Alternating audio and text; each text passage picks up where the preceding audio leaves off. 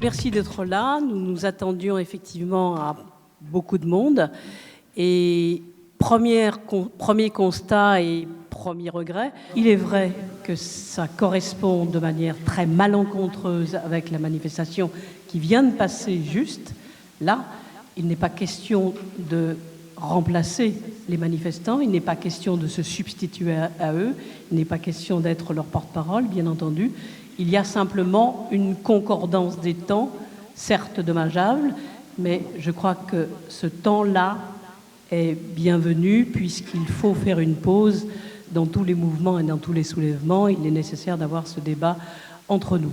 Alors, si nous avons choisi cette forme d'intervention qui mêle en quelque sorte des analyses, des connaissances, des savoirs multiples et pluriel avec des militants, c'est qu'il nous a semblé tous ensemble que le travail de recherche, le travail de réflexion doit passer bien entendu par un examen concret et une plongée dans le réel.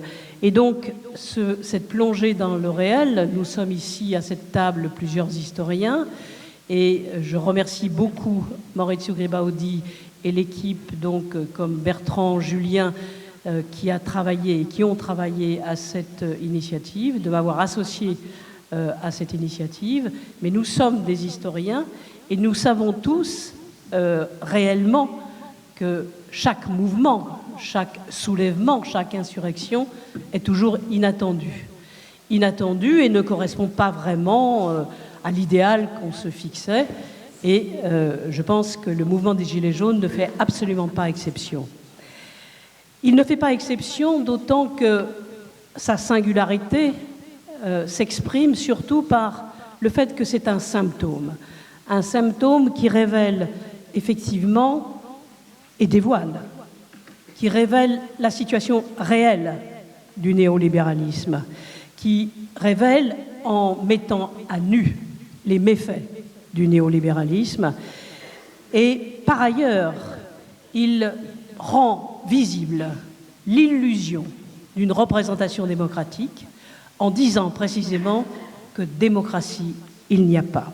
Cette rencontre a pour but un débat collectif et on mettra surtout l'accent sur le débat collectif de façon à échanger nos analyses, nos savoirs, nos connaissances, nos a priori, nos opinions, avec une réalité confrontée à une réalité bien présente par ces manifestations qui montrent que Paris n'est plus le centre de la France. Il faudra donc aussi d'autres éléments et d'autres initiatives de ce type pour qu'il y ait une ouverture partout ailleurs et d'autres prendront le relais.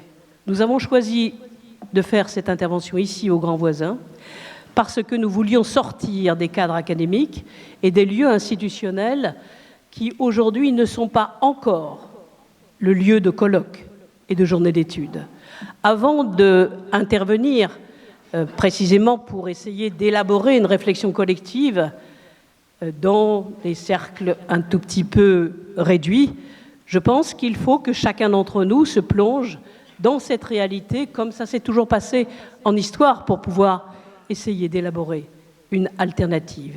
C'est magnifique ce qui se passe et on est en train de le faire passer comme quelque chose de fasciste, de totalement stupide, etc. Les Gilets jaunes ont quelque part fait tomber le voile qui cachait cette énorme mystification qui est le néolibéralisme. Et les Gilets jaunes, surtout, ont été capables de montrer que le roi est nu. Le roi peut-être n'est pas Macron, d'ailleurs. Macron est seulement l'aide, le type qui tire des ficelles d'un roi qui est beaucoup plus gros et qui est à niveau international. Et finalement, c'est la globalisation organisée autour de la finance et tout ça. Donc, c'était ça qu'on voulait dire, mettre au centre de notre première interrogation cette énorme machination qui est là depuis les années 80, depuis le moment où Margaret Thatcher disait « There is no alternative ». 1984, rappelez-vous, il y avait la grève des mineurs et il n'y avait pas d'alternative d'après elle, il fallait les casser et il fallait aussi réduire les biens publics, etc., etc. C'est là que ça commence, le désastre annoncé et amené jour par jour, année par année, dans tous les pays d'Europe et du monde, en fait. Ce qui nous semble important ici, c'est exactement ça. 80% des populations des pays occidentaux subissent depuis les années 80 cet énorme impact malgré leur envie. Et donc, l'idée, Michel l'a bien dit, mais je l'aurais dit encore fort, c'est-à-dire nous ne voulons pas discuter sur qu'est-ce que c'est que les Gilets jaunes. On le voit, c'est des gens qui se sont levés et qui ont pris le courage de penser leur futur. Nous avons par contre envie de discuter avec eux, au fait. Et c'est pour ça aussi que moi je pense personnellement que toute interrogation sur est-ce qu'ils sont de droite, est-ce qu'ils sont de gauche, est-ce qu'ils ont dit une chose il y a 20 ans, c'est dangereuse. Moi je pense que comme on savent bien les historiens, et moi et Michel on est bien placés parce qu'on a passé 30 ans à travailler sur les révolutions du 19e siècle, comme savent les historiens, quand il y a un mouvement de masse, les gens changent aussi d'identité. C'est ça qu'on voit, c'est-à-dire... Alors, j'ai lu hier encore quelque chose qui, à mes yeux, est très dangereux. Dans le site de je ne sais plus quoi, on faisait référence à un article de la Fondation Jaurès, dans lequel un jeune homme allait chercher sur Internet les traces de ce qu'ils avaient dit les gens du mouvement. Et ces traces, évidemment, il y a quelqu'un qui a fait un like ou 2 likes ou même 20 likes pour Le Pen, un autre a fait des choses sur des choses un peu bizarres, etc. Mais ces gens ont changé. Et il faut prendre ce qu'ils sont en train de dire, il faut prendre ce qu'ils sont en train de faire. Et moi, je pense que le vrai problème est là. C'est-à-dire beaucoup de nos collègues, chercheurs, intellectuels, etc., vont s'enliser maintenant dans des amphithéâtres, vont faire des gros débats sur qu'est-ce que c'est la nature de ça, est-ce que c'est un peu plus à droite, à gauche. Nous proposons par contre de regarder la réalité de ce qui est en train de se passer. Première intervention, c'est Nicolas Rambaud, donc, qui est quelqu'un qui a travaillé et étudié longuement toute la destruction du territoire qui se fait à partir des grosses plateformes style Amazon, etc., etc. Donc, il posera la question du territoire. Parallèlement, on avait invité aussi quelqu'un qui allait parler sur l'appauvrissement et la marginalisation. Il n'a pas pu venir. Donc, je vous montrerai quelques slides que j'ai glanés, même si je ne suis pas économiste, seulement pour laisser les mots de ces questions sur cette première partie du débat. Donc, je vous montre quelques slides d'une manière... S'il y a des économistes en salle, vont me dire après que c'est totalement mal monté, mais ce n'est pas grave. Ce qui est intéressant, c'est les quelques questions. Puis Nicolas va poser ces questions. Et après, on a une demi-heure de débat. Et après, Marc Abélès, que j'espère c'est pas perdu dans les méandres de Grand Boissy. Je ne t'ai pas vu, Marc. Ben, Marc Abélès, qui a travaillé depuis 40 ans d'une façon très aiguë, de façon proche sur les gens qui construisent la démocratie. Donc, nous parlera aussi sur la démocratie et on aura encore une demi-heure de débat. Après, on fait une pause au cours de laquelle on essaiera de renouer toutes les questions importantes qui sont sorties. Et si vous avez encore la force, si nous avons la force et l'envie, on aura une dernière partie dans laquelle on essaiera de susciter notre intelligence collective pour faire sortir les dernières questions. Voilà. Donc, je commence moi-même à vous montrer mes slides totalement bizarroïdes que j'ai glanés sur Internet. Le premier slide, c'est quelque chose que j'ai pris de notre collègue et ami Piketty et son groupe, qui montre tout simplement la distribution de taux au fait de croissance sur l'année 1900-2014. C'est-à-dire, ça tient compte de l'ensemble de cette période. Donc, ce qui montre ce type de... entre 1983 et 2014, excusez-moi. C'est justement à partir du moment Thatcher. Et ce qui montre, c'est que sur toutes ces années, les vrais taux de développement sont ceux qui sont pour les couches, le 10% des couches les plus riches. Tout le reste, au fait, a des taux de développement qui sont inférieurs à 31%. Si on compare tout ça, cette courbe avec, par contre, les taux de croissance des années 1950-1983, vous voyez qu'il y a une énorme différence entre les deux courbes. C'est-à-dire jusqu'en 1983, le taux de croissance de la France était quelque chose qui était en mesure de garantir quand même une croissance, un taux de croissance important pour les couches les plus pauvres. Là, on a 90% de la population. Il pesait un peu sur les couches plus riches. Et par contre, après, c'est exactement le contraire. Il y a eu un changement total de tendance dans les années 80. C'est là qu'arrive justement l'impact du néolibéralisme. Et ce changement total pèse surtout sur les classes moyennes, sur celles qui sont les gilets jaunes. Là, on peut comparer les deux. Deuxième slide que je vous montre, c'est tout simplement le résultat de ça. Ça, c'est la distribution des richesses en France donnée par le Crédit Suisse en 2018. Donc, c'est des banquiers, ils ne trichent pas trop par rapport à l'argent.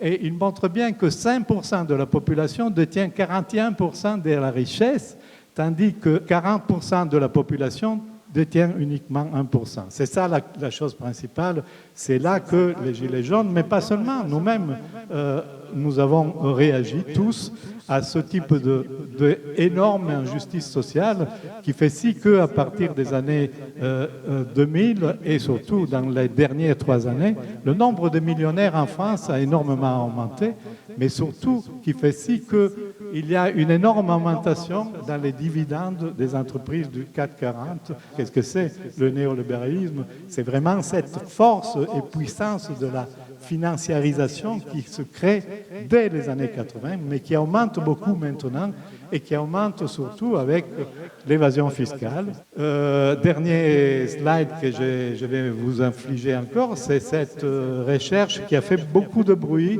quand elle est sortie en octobre 2018, parce que finalement, un groupe d'économistes, où il y a encore, pour une fois, je crois qu'il y a encore Piketty et d'autres, qui ont tout simplement pris le budget 2019 proposé par Macron et ils ont calculé qui c'est qui gagne, qui c'est qui perd. Bon, vous le voyez bien, donc ils gagnent un peu, nos amis gilets jaunes, mais pas beaucoup, mais celui qui gagne le plus, ceux qui gagnent le plus, c'est le 1% de la population de millionnaires.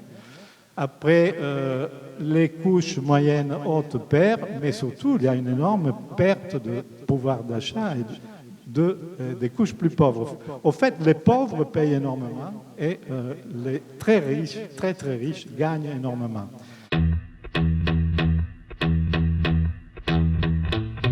Pour introduire la question territoriale, j'ai choisi une photo d'entrepôts, vous voyez là, que l'on trouve dans les zones logistiques, qui sont assez nombreuses autour des grandes villes aujourd'hui.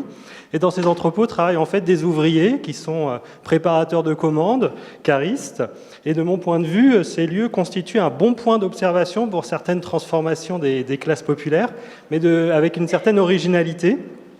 Première transformation, c'est que les classes populaires travaillent de moins en moins dans l'industrie et de plus en plus dans les services, ça on le sait, mais en même temps ils restent très nombreux à occuper des emplois ouvriers extrêmement manuels, comme dans la logistique. Et deuxième observation, c'est que leur géographie aux classes populaires correspond de moins en moins aux quartiers et banlieues industrielles et populaires historiques. En effet, mais dans ces grandes périphéries urbaines, ces couronnes périurbaines, je reviendrai sur ce vocabulaire un peu plus tard, on trouve aussi beaucoup d'emplois des classes populaires. Ce ne sont pas seulement des territoires dortoirs où habiteraient ces gens-là qui iraient travailler ailleurs, dans les centres-villes par exemple, mais ce sont bien des territoires où on trouve à la fois des lieux de résidence et des lieux de travail. Alors voilà le sens du titre, on va s'intéresser au front d'urbanisation, ce sont ces espaces en limite d'agglomération, là où on construit ces zones logistiques, les zones commerciales, les lotissements pavillonnaires, toujours selon une logique d'étalement urbain. Et cet espace est à cheval entre ce que l'INSEE appelle les espaces urbains, car toujours dans la continuité du bâti des grandes agglomérations, et les espaces périurbains, parce que leur paysage est encore agricole, rural, même si ces habitants-là, majoritairement, sont urbains par leurs activités. Et, ce mode de production de la ville néolibérale qui fabrique ces zones logistiques, ces lotissements pavillonnaires, entraîne l'éclatement des territoires de résidence et de travail des classes populaires, et je vais essayer de montrer en quoi ça renforce un certain nombre d'inégalités. Mais en même temps, dans ces territoires, il y a des ressources politiques qui dessinent aussi des perspectives de lutte et qui ont déjà été activées par le mouvement des Gilets jaunes, et je finirai là-dessus. Donc d'abord, quelques mots sur les transformations des classes populaires, et ensuite j'en viendrai aux dynamiques territoriales avec la notion d'éclatement. En général, je m'appuierai sur le cas de la région parisienne, voilà, qui est le terrain que je connais le mieux. Donc quelques mots sur les métamorphoses des classes populaires contemporaines. Comme Maurizio l'a montré, la dynamique des revenus est au cœur de la question des inégalités sociales, et je voudrais en fait poursuivre la réflexion en soulignant la nature multidimensionnelle et cumulative des inégalités. En fait, à la faiblesse des revenus s'ajoutent d'autres inégalités qui concernent les conditions d'emploi et de travail, la question du logement, les pratiques culturelles et de loisirs, les questions de santé, d'accès aux services publics, et enfin les formes de représentation politique et syndicale notamment. Et justement, tout l'intérêt d'une lecture en termes de classe sociale est que cela permet de saisir comment se recoupent ces différentes dimensions des inégalités, et ça montre en fait que les classes populaires, pour être bref, concentrent ces inégalités. Alors, pour décrire les classes populaires, j'ai simplement repris quelques éléments de l'ouvrage de Cédric Hugret, Étienne Pélissat, les classes sociales en Europe, qui définissent les classes populaires européennes en regroupant plusieurs groupes socio-économiques qu'on retrouve dans les nomenclatures statistiques. Donc là, en l'occurrence, vous avez les nomenclatures européennes, relativement récentes, qui sont assez proches des nomenclatures de l'INSEE. Et ils définissent de cette façon-là les classes populaires, ce qui permet de dire que les classes populaires regroupent environ 43% des Européens aujourd'hui. Alors, qui on trouve dans ces classes populaires? On trouve avant tout, c'est la première catégorie, des salariés peu qualifiés. Une partie sont ouvriers peu qualifiés, l'autre partie employés peu qualifiés. Les frontières sont très floues d'ailleurs entre les deux. On va trouver des agents d'entretien, des ouvriers agricoles, les vendeurs, etc. Il reste encore beaucoup d'ouvriers qualifiés dans les classes populaires. De l'industrie, bien sûr, mais aussi de la construction, de l'artisanat, même si ces emplois-là sont en déclin, ils restent nombreux. Et du côté, enfin, la dernière catégorie, beaucoup moins nombreuse, ce sont les employés qualifiés et les indépendants. Dans les classes populaires, on a 40% de femmes en emploi aujourd'hui, avec toute cette diversité d'emplois, avec un taux de féminisation qui va être différent selon les pays, selon notamment le poids encore gardé par l'industrie. Alors ensuite, si on passe à la slide suivante, on va trouver leur définition des classes moyennes, qui sont dans la continuité à partir des employés qualifiés jusqu'aux enseignants au sein des professions intellectuelles. Et puis enfin, je passe assez rapidement, enfin on va trouver les classes supérieures, évidemment, sur les dernières catégories, et notamment donc les cadres dirigeants. Alors, ce que je voulais indiquer ici, c'est que les classes populaires concentrent les inégalités. Ils ont de petits revenus, on le sait. 22% en Europe sont sous le seuil de pauvreté. Ils font face aux travaux les plus pénibles. Alors, pour le cas de la France, 80% des classes populaires portent des charges lourdes ou travaillent debout. 60% travaillent dans le bruit, par exemple. Ce sont aussi les travailleurs les plus exposés à la précarité, au temps partiel, au chômage.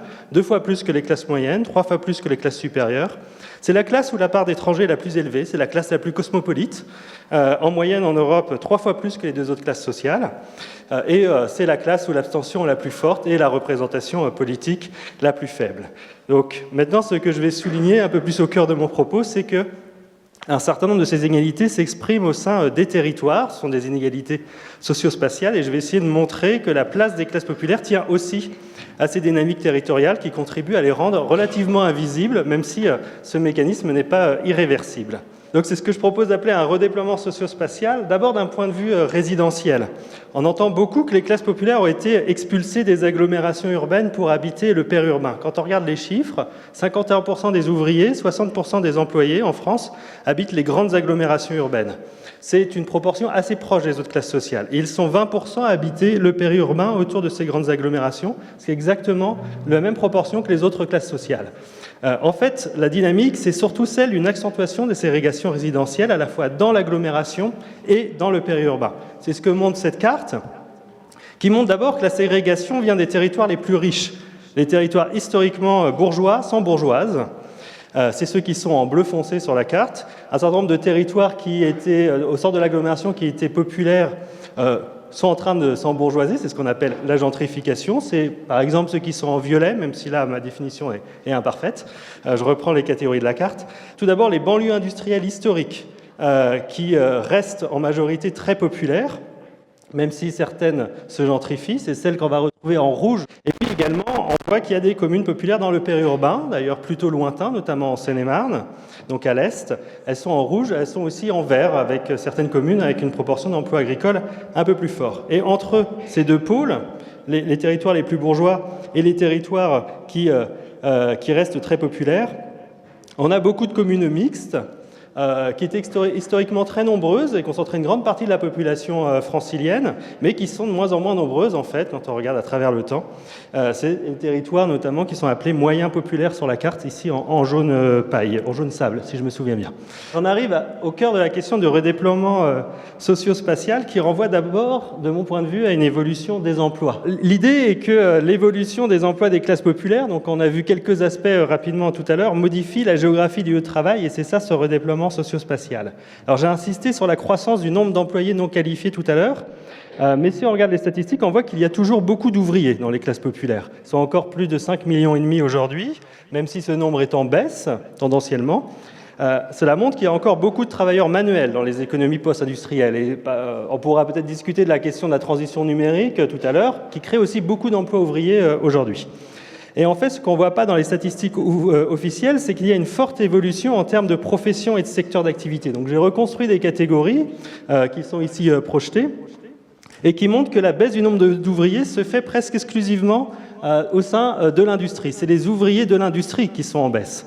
Quand on regarde les autres catégories, on a généralement plutôt une stabilité et pour certains cas, une petite hausse, notamment donc dans la logistique et dans les autres services. On a trouvé notamment le nettoyage ou le transport de voyageurs. Donc qu'est-ce que ça montre ? Ça montre qu'aujourd'hui, les 3/4 des ouvriers travaillent en dehors de l'industrie, dans des secteurs qui ne sont pas spécialement en déclin et ces emplois n'ont pas de raison de disparaître, en tout cas du jour au lendemain. Alors maintenant, les conséquences géographiques. J'ai pris l'exemple de la logistique, qui est un groupe ouvrier en expansion, voilà.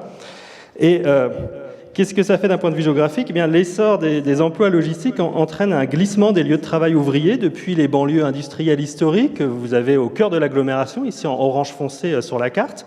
Donc vous allez trouver dans ces espaces-là encore des emplois industriels, également des emplois logistiques, mais surtout, la majorité de ces emplois-là, et des emplois ouvriers en général, sont allés s'installer dans des zones d'activité plus récentes, des années 80-2000, qu'on va retrouver dans la grande banlieue, qui est en orange un peu plus clair, ou dans le début du périurbain, qui est en jaune paille, en jaune sable, et qui correspondent à peu près à ce front d'urbanisation que j'avais présenté en introduction. Et si on regarde du côté des lieux de résidence des ouvriers de la logistique, on va voir que cette géographie des lieux de résidence n'est pas identique à celle des lieux de travail, et qu'elle est en fait très proche de la géographie résidentielle que j'ai présentée tout à l'heure à travers ces territoires en rouge qui étaient sur la carte des ségrégations.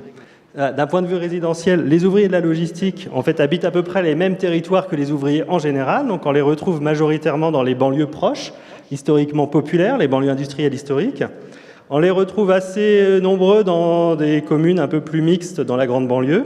Et puis on les retrouve un peu dans le périurbain, plutôt le périurbain éloigné, mais pas dans les territoires où on va trouver les emplois logistiques en majorité, pas les territoires qui ont accueilli de grandes zones d'activité économique. Ce rapide panorama géographique montre bien que c'est du côté du déplacement des emplois avant tout, et pas du déplacement et pas des choix résidentiels des ouvriers, que les classes populaires doivent se déplacer bien davantage qu'auparavant pour aller travailler. La cause n'est pas prioritairement sur des choix résidentiels, c'est bien les emplois qui sont partis par rapport à l'endroit où ces populations-là continuent d'habiter. Il y a donc ceux qui doivent aller dans le centre, mais il y a aussi tous ceux qui viennent des quartiers populaires, de banlieues proches, pour aller plus loin dans la grande banlieue, pour aller travailler. Et cette déconnexion domicile-travail, c'est les ouvriers qui la subissent le plus. Si on compare avec les autres classes sociales, ils parcourent 10 km de plus que les classes supérieures en région parisienne pour atteindre leur lieu de travail. Et ça entraîne une forte dépendance à la voiture sur laquelle je reviendrai. Alors le bilan de ce travail cartographique, c'est que la dynamique actuelle du côté des territoires des classes populaires est plutôt à la fin de la banlieue industrielle, qui historiquement concentrait à la fois habitat et emploi des classes populaires dans les mêmes communes, des territoires qui représentaient la classe ouvrière et prenaient en charge politiquement les enjeux locaux qui concernaient ces classes populaires. Donc c'était évidemment la banlieue rouge en particulier.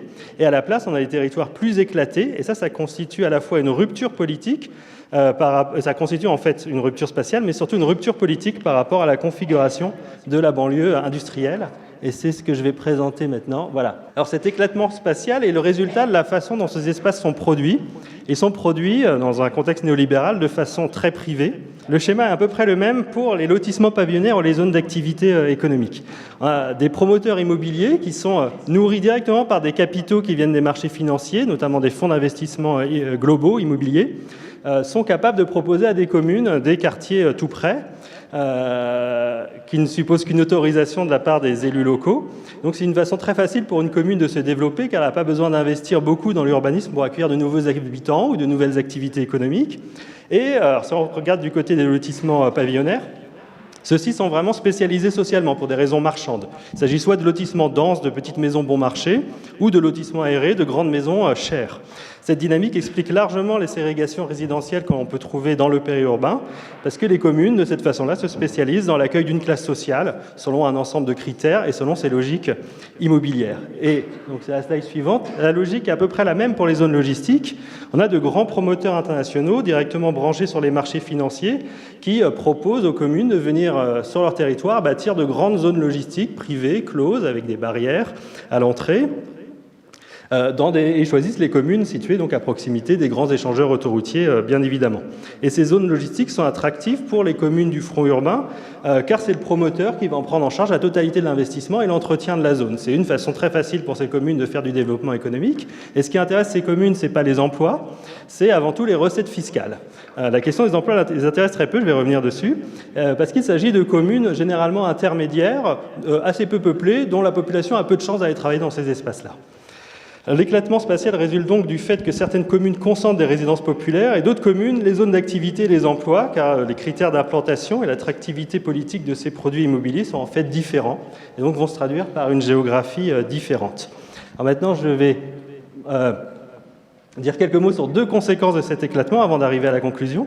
Cet éclatement a une conséquence pratique. L'accès aux emplois et les conditions de transport vers les emplois sont difficiles pour les classes populaires qui travaillent sur le front urbain. Ces espaces sont uniquement pensés par rapport à la route, notamment pour les poids lourds et de manière secondaire pour les voitures. Les centaines de travailleurs de ces zones ne peuvent venir qu'en voiture, quoi qu'il en soit. D'autant plus qu'ils ont généralement des horaires décalés, qui rendent les transports en commun encore plus compliqués quand ils existent dans le secteur. La question des transports en commun n'est absolument pas réfléchie dans la façon dont ces espaces-là sont produits. Et du côté des entreprises, les politiques de ressources humaines ne s'en préoccupent pas tant qu'elles arrivent à recruter via les agences d'intérim. Et ça se passe comme ça relativement bien du point de vue des entreprises. Il y a donc une forte dépendance à la voiture et elle est souvent trop chère en fait pour ces populations-là. Ils doivent se débrouiller et il y a beaucoup de covoiturage qui peut d'ailleurs créer certaines formes de solidarité au sein de ces travailleurs. Et il n'y a pas d'alternative, ces espaces ne peuvent fonctionner sans voiture. Les logiques d'emploi flexibles, qui sont au cœur de ce secteur-là, reposent uniquement sur la voiture, et cela exclut en fait certains travailleurs de ces marchés du travail s'ils n'ont pas accès à cette voiture. La conséquence politique maintenant, c'est que cet éclatement spatial conduit à une invisibilité politique des enjeux d'emploi des ouvriers dans ces espaces. Tout d'abord, les ouvriers sont politiquement absents des communes où se trouvent ces zones d'activité. Ils ne sont pas résidents électeurs de ces communes. Et ces communes, de leur côté, ne s'intéressent pas à la question des emplois, comme je l'ai dit. Elles ne s'intéressent pas à la question de savoir qui occupe ces emplois. Et rien n'est fait sur les questions de transport et plus largement sur les questions de travail ou les questions de conditions de travail autour de ces zones. Deuxièmement, il y a souvent une vie politique dans les communes populaires périurbaines qui inclut les résidents populaires. Plusieurs enquêtes le montrent, qui sont tout à fait actifs dans ces communes-là. Mais les questions traitées de cette façon-là sont essentiellement résidentielles. Il n'y a pas vraiment de possibilité à l'échelle de communes résidentielles populaires périurbaines de se pencher sur la question d'accès aux emplois et au travail. Les ouvriers dans ces espaces se définissent donc rarement en termes de travail et donc rarement en termes de classe sociale. Et en cela, ça invisibilise aussi, depuis ces communes-là, les questions d'accès à l'emploi et des enjeux d'emploi. Alors maintenant, pour conclure, l'idée principale que je voulais vous présenter, c'est qu'émergent des territoires populaires sur le front d'urbanisation, qu'il s'agit de territoires en rupture avec la relative cohérence sociale, spatiale et politique des banlieues industrielles, de la banlieue rouge qui rendait visibles les classes populaires pendant la période industrielle. Et c'est pourquoi le redéploiement socio-spatial des ouvriers est une clé d'analyse de l'invisibilisation contemporaine des classes populaires. Mais l'histoire ne s'arrête pas à cette invisibilisation. Ces espaces disposent aussi de ressources pour mettre en place des luttes, et le mouvement des Gilets jaunes l'a montré. C'est le sens de cette dernière photo. Il commence à y avoir de plus en plus de mouvements sociaux sur les zones logistiques. Il s'agisse d'ouvriers en grève qui bloquent un entrepôt pour bloquer la production du flux, qui est un enjeu stratégique pour beaucoup d'entreprises. Hors des grèves, il y a des militants qui commencent à bloquer des zones logistiques, en bloquant par exemple le rond-point d'accès. Si vous l'avez vu sur la photo précédente, voilà, souvent il n'y a qu'un rond-point d'accès, c'est assez facile à faire. Car les flux qui partent des entrepôts sont stratégiques pour un grand nombre de secteurs, notamment le commerce, le e-commerce. De même, il y a beaucoup d'intérêt à bloquer des zones commerciales pour les mêmes raisons. Donc zones logistiques, zones commerciales sont des lieux de production de valeur liés à la consommation. Les bloquer une ressource stratégique dans ces espaces-là. Et ces zones sont nombreuses sur les fronts d'urbanisation et c'est là que travaille une part importante des classes populaires. C'est à mon avis autant de raisons pour lesquelles les mouvements sociaux pourraient être de plus en plus nombreux dans ces espaces et pourraient ainsi faire sortir les classes populaires qui y travaillent de l'invisibilité, et ça a commencé à se faire ces dernières années. Voilà, je vous remercie pour votre attention. Voilà, et merci à vous.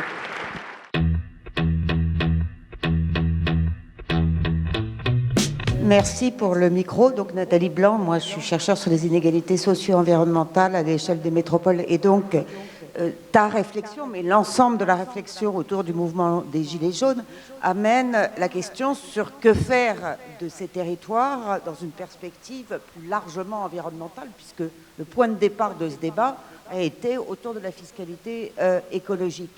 Et c'est quelque chose que, malgré l'attention qu'on porte aux mouvements sociaux, on ne peut pas éviter à l'avenir.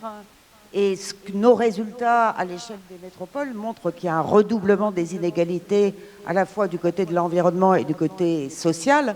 Donc effectivement, des territoires dégradés pour des populations qui ont accès à peu de ressources. Alors comment penser l'ensemble de ces inégalités et ne pas éviter ce débat aujourd'hui en chuintant l'avenir, quoi, d'une certaine manière. Vous vouliez... Oui, Willy Pelletier de la Fondation Copernic. Oui, bonjour, Willy Pelletier, Fondation Copernic, en effet, puis j'enseigne la sociologie à l'Université de Picardie. Nous, on habite dans l'Aisne, et c'est totalement lié à ce que tu disais, hein. Mais je voudrais juste intervenir très rapidement sur trois points, juste. Le premier, c'est qu'effectivement, on parle du mouvement des Gilets jaunes, et Maurizio le disait, les gens se sont mis en mouvement, c'est-à-dire que ceux qui y entraient sont plus ceux qui sont maintenant. C'est la première des choses que je voudrais indiquer. Nous, on va sur les barrages, ceux qui mènent à Soissons ou à Noyon, l'Aisne, c'est un département où, au second tour, le seul département avec le Pas-de-Calais, Marine Le Pen a été majoritaire. Un département où tout a été dévasté du point de vue des services publics de proximité, mais où aussi les églises ferment, mais où aussi les médecins ferment, mais aussi les fanfares ferment, mais où aussi, je ne suis pas très majorette, mais les sociétés de majorette ferment. Bref, où disparaît en réalité tous les lieux d'entre-soi, mais aussi de solidarité et d'estime de soi populaire. Et ce que ce mouvement, pour aller très vite, a réussi à reconstituer, c'est des lieux où les proches mis en concurrence dans l'emploi se sont retrouvés comme des proches pouvant faire cause commune. Et ça, c'est extrêmement important du point de vue, y compris des changements des orientations de vote. Donc je passe la parole à Marc Cabellès sur la question de la démocratie directe ou de la démocratie représentative. Oui, merci. Oui, je vais intervenir sur la question dont on parle beaucoup actuellement, qui est la question de la représentation. Et comme on le voit très souvent dans la rue, dans les médias, etc., ça revient, cette idée que les gens ne sont pas représentés, ou tout simplement la représentation introduit en fait un clivage encore pire que tout le reste entre gouvernants et gouvernés. Donc là, je pense qu'un des aspects du soulèvement des Gilets jaunes a trait à la question de la représentation et du fonctionnement de la démocratie dans nos sociétés. Et depuis le début, il ne cesse de dénoncer les conditions dans lesquelles s'exerce le pouvoir et le clivage toujours plus prononcé entre gouvernants et gouvernés. Le nom de Macron, lui-même, est devenu le symbole de l'autoritarisme, de la centralisation et d'une forme d'arbitraire, d'où logiquement l'exigence que Macron démissionne. Mais Macron est en outre considéré comme l'incarnation d'une caste qui s'est approprié le pouvoir et dont la technostructure qui l'entoure et les députés LRM sont l'incarnation presque caricaturale. En outre, la confrontation sur les plateaux télé de gilets jaunes avec des représentants du pouvoir qui se réfugient derrière des éléments de langage agrémentés de déclarations compassionnelles a illustré le gouffre qui s'était creusé entre représentants et représentés. De même, a-t-on pu noter les réactions à contretemps d'un pouvoir dont le manque de réactivité, l'incapacité à calmer le jeu n'ont fait qu'attiser les braises de la contestation. Là encore, c'est l'indice d'un véritable décalage au point que certains en viennent à regretter le sens politique des prédécesseurs de Macron. Tout cela a été amplement commenté, et je voudrais surtout ici replacer ces événements dans un contexte plus large, qui permet de mieux comprendre le délitement d'une certaine pratique du pouvoir qui se prévaut de la démocratie représentative et la forme spécifique qu'a pris en France ce délitement. À l'orée du XXIe siècle, la globalisation a suscité sans conteste une exacerbation des inégalités et de l'inégalité, et les innovations dans le domaine de l'information ont profondément, me semble-t-il, modifié le rapport des citoyens aux politiques. 2 points méritent d'être soulignés. L'extraordinaire intensité et la rapidité avec laquelle l'information circule, et d'autre part, l'apparition de ce qu'on appelle aujourd'hui les réseaux sociaux, et qui sont devenus des vecteurs d'opinion et d'action politique essentiels. En quelque sorte, il y a un monde d'avant Internet et les réseaux sociaux, et il y a le monde d'après. Et cela s'est traduit par l'apparition de mouvements qui s'étaient pleinement appropriés ces nouvelles formes d'information et portaient une parole nouvelle dans le débat public. C'était le cas au Moyen-Orient, en Espagne, au Portugal, aux États-Unis, à Hong Kong et plus récemment en France, avec Nuit debout. Le mouvement des Gilets jaunes s'inscrit, et j'y insiste, dans un vaste chamboulement des cadres qui ont orienté l'action politique non seulement en France, mais aux 4 coins du monde. Ça, c'est très important. Il ne s'agit pas d'amalgamer ces mouvements qui chacun relève d'histoires distinctes et qui portent des expériences singulières. Ce que je voudrais souligner, c'est qu'ils ont pour point commun d'avoir fait apparaître les limites de systèmes politiques où la démocratie se résumait en grande partie à la capacité d'élire périodiquement des représentants auxquels on laissait ensuite carte blanche sur la conduite des affaires. Le cas de la France offre une figure extrême de ce type de système qui consiste à conférer une fois tous les 5 ans la totalité des pouvoirs à un président et à son parti politique. D'où, d'ailleurs, l'importance de ces partis et l'essentiel de l'activité des représentants qui étaient voués à des luttes internes en vue de promouvoir l'une ou l'autre écurie présidentielle. Que cette situation ait suscité le renforcement d'une élite ancrée dans ses privilèges, qu'elle ait favorisé des formes de corruption, cela ne pouvait que renforcer la méfiance à l'égard de la démocratie représentative et la recherche d'autres alternatives.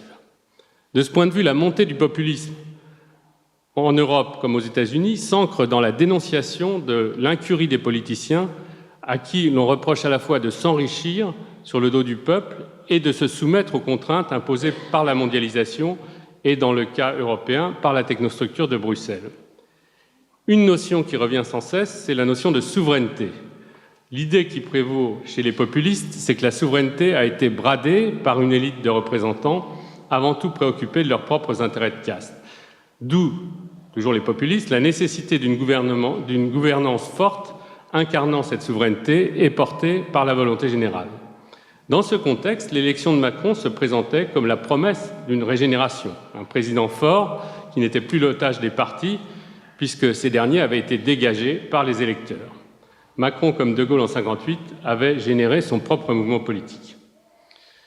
En réalité, et c'est un autre aspect du problème, le système traditionnel qui fonctionnait sur la base d'une opposition entre gauche et droite à tous les niveaux, car même au plan local, quand on grattait un peu derrière l'apolitisme revendiqué par les listes, en présence, on retrouvait des marqueurs de gauche et de droite. Donc, cette opposition droite-gauche a été bousculée par les effets de la globalisation, à commencer par l'intensification des flux migratoires. La question de l'accueil des populations exilées a suscité une montée de la problématique identitaire qui elle-même a créé un nouveau clivage qui a avancé la toute-puissance du clivage gauche-droite. En bref, ce que l'élection de Macron a concrétisé, c'est la déstabilisation, sinon l'effondrement de ce qu'on pourrait appeler un ordre de la représentation qui avait jusqu'alors fonctionné et qui avait permis d'absorber les chocs, comme on l'avait vu notamment après 68, lorsque les partis et les syndicats, après avoir été brièvement débordés, ont rapidement repris leur place. La montée en puissance des Gilets jaunes correspond à une période différente, où l'ordre de la représentation est contesté quant à sa légitimité, et jusque dans les repères qui jusqu'alors orientaient les citoyens. La caractéristique des élections présidentielles de 2017, c'est que les trois options qui s'imposent, Macron, Le Pen, Mélenchon, s'inscrivent dans une logique de l'incarnation de la souveraineté, où l'incarnation de la souveraineté se pose comme essentielle, en même temps que les trois candidats se réclament d'un lien direct avec le peuple. Foin des partis, foin des syndicats, etc., le chef a gouverné par-delà toute médiation. Je parle de Macron. C'était le triomphe, on l'a dit, de la verticalité. Et pendant un certain temps, l'opposition a semblé tétanisée par ce qui était en train de se passer. Mais c'était sans doute un leurre que de penser que le durcissement de la politique sociale et la dégradation des conditions d'existence serait sans conséquence. Et surtout que cette déstabilisation des piliers traditionnels de la démocratie représentative faciliterait le contrôle politique des dominés. Cette situation a en fait eu pour conséquence d'exacerber le rejet des représentants considérés comme des élites incapables de défendre les intérêts des pauvres et des fractions intérieures de la classe moyenne. Mais la crise de la représentation a affecté en profondeur des liens politiques tissés de longue date, et ça c'est assez spécifique en France, au niveau territorial. On souligne à l'envi le centralisme du système français et le protagonisme des présidents, et les commentateurs en ont fait l'alpha et l'oméga de l'ordre politique. Or, on occulte l'extrême importance du système politique local. Moi-même, j'ai travaillé plusieurs années sur son fonctionnement dans un département français, et j'avais observé à quel point le maillage politique qui s'était mis en place au début de la Troisième République était très étroit. Et pour le dire autrement, j'étais frappé par le fait que dans les campagnes, comme dans les petites villes, les individus, même s'ils n'avaient aucune activité politique, s'identifiaient spontanément en référence à l'opposition droite-gauche et en lien à des réseaux qui constituaient l'infrastructure politique de ces territoires. Les votes étaient conditionnés non point tant par le projet que par la mémoire politique. On a pu observer cette situation dans de nombreux endroits, et je ne vais pas donner d'exemple particulier. Ce que je veux dire, c'est que pendant longtemps, ce qui a prévalu en France, c'est une culture politique, ou plutôt une culture de la représentation politique qui privilégiait la territorialité, l'enracinement, et on parlait de labourer le terrain, on se méfiait des parachutés, etc., etc. Donc la représentation politique était liée au fond à un travail qui n'était pas seulement un travail de rapport de force, mais aussi un travail d'évocation, un travail de symbolisation. Et la représentation, c'était aussi une mise en spectacle du rapport au territoire. Force est de constater que les phénomènes dont on a parlé, précarisation, périphérisation, ont impacté ce système.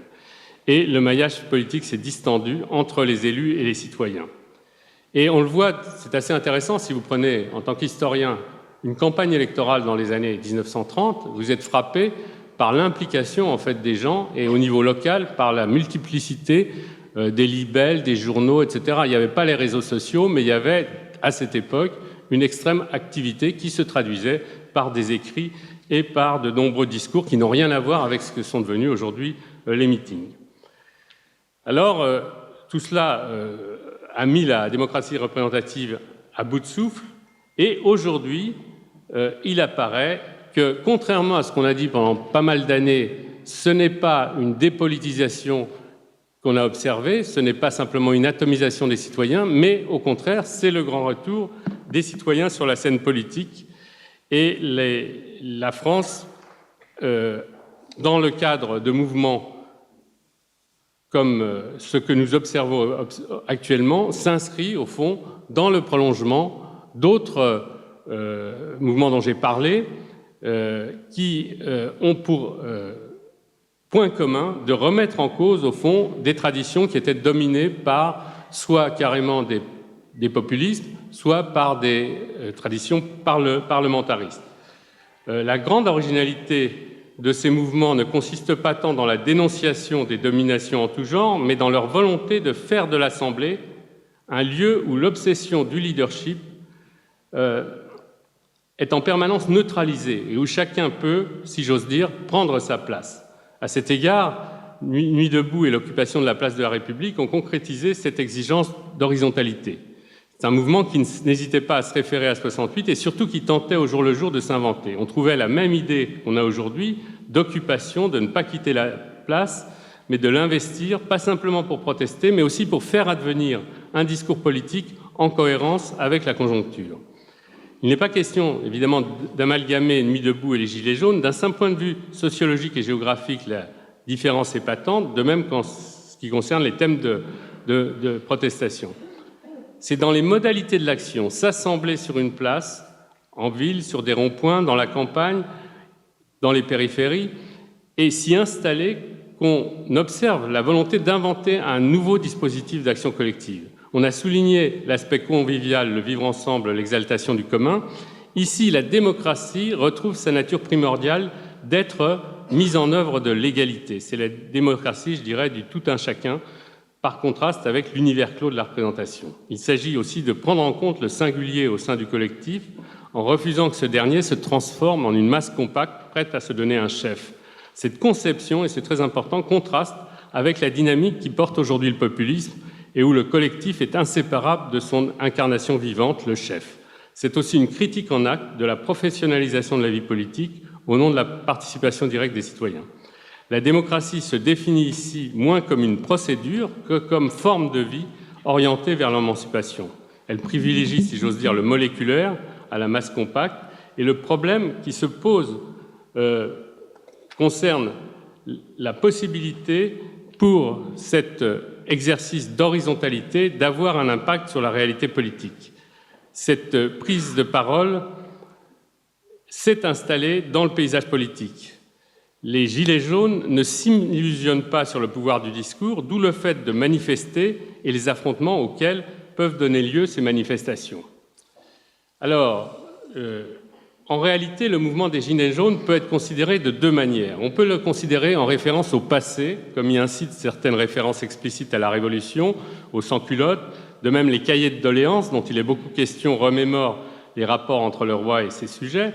Certains voient aussi dans les Gilets jaunes le prolongement de l'inspiration révolutionnaire de la Première Internationale, prônant l'auto-organisation des travailleurs. En se tournant ainsi vers le passé, on replace les Gilets jaunes dans la tradition insurrectionnelle hexagonale. On peut aussi, et ce n'est pas contradictoire, insister sur la singularité de ce mouvement, son caractère en rupture avec les expériences politiques axées sur l'organisation de classe. Cela serait à mettre en relation avec le contexte beaucoup plus large de la mondialisation, la déstructuration qu'a opéré le néolibéralisme sur le terrain social. Les Gilets jaunes agglomèrent une diversité d'acteurs sociaux, le fait même qu'ils se définissent par cette couleur et pas par le rouge ou par le bleu est symptomatique. De même, ils ne sont pas en quête d'un avenir radieux, mais en colère contre ce qu'a produit la mondialisation. Et surtout, dans leur occupation des places, dans la manière aussi dont ils interpellent le pouvoir, ce qui frappe, c'est sans doute plus la nature de la prise de parole, sa capacité à inventer en acte une alternative politique qui bouleverse le rapport traditionnel entre représentants et représentés. C'est précisément cette proposition démocratique nouvelle qui chamboule le système. Celui-ci peut accueillir des doléances. On voit comment le grand débat initié par Macron joue déjà de cette idée. On apprivoiserait le mouvement en répondant à ces récriminations. Cependant, il est clair que les Gilets jaunes ne veulent pas voir réinstaurer la dissymétrie entre gouvernants et gouvernés. D'où l'importance qu'ils accordent au référendum d'initiative citoyenne, c'est-à-dire l'appel direct au suffrage populaire sur les questions d'intérêt collectif. Sans préjuger des semaines à venir, je voudrais ouvrir la discussion, et je conclue par là, quitte à provoquer un peu, en soulignant le caractère paradoxal de la démocratie des ronds-points. Elle a libéré la parole, mais s'assembler entre soi comporte aussi le risque d'un certain enfermement. S'assembler suffit-il pour influencer le cours des choses ? Point d'interrogation. N'est-il pas nécessaire d'instruire un rapport de force qui, faute d'être canalisé par les organes classiques de représentation, débouche presque inéluctablement sur la violence ? Et si l'on joue la carte de la négociation, comment intervenir efficacement sans désigner des représentants ? Quelle légitimité ? Qui est mandaté ? Par qui ? C'est des questions qui reviennent sans cesse. Ou faut-il Rejeter toute forme de négociation au motif qu'elle réimposerait à l'intérieur le paradigme de la représentation. Par ailleurs, faut-il s'en tenir à l'échelon local? Doit-on prôner, comme dans l'appel de l'Assemblée de Commercy, une assemblée des assemblées? Comme on le voit, c'est toute la question de l'approfondissement et de la pérennisation du mouvement qui semble à terme posée. Car après tout, les Gilets jaunes peuvent aussi être considérés comme des représentants d'un mouvement beaucoup plus large, au point d'ailleurs que l'idée de présenter une liste aux élections européennes a déjà été envisagée. Je m'arrête là et je vous laisse avec ces questions.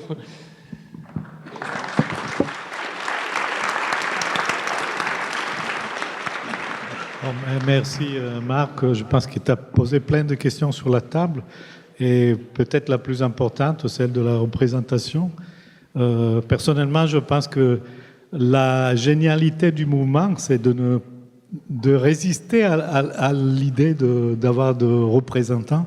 Et je pense que c'est vraiment aussi ça la force du mouvement et du projet politique possible. Mais je vous laisse la parole, au fait.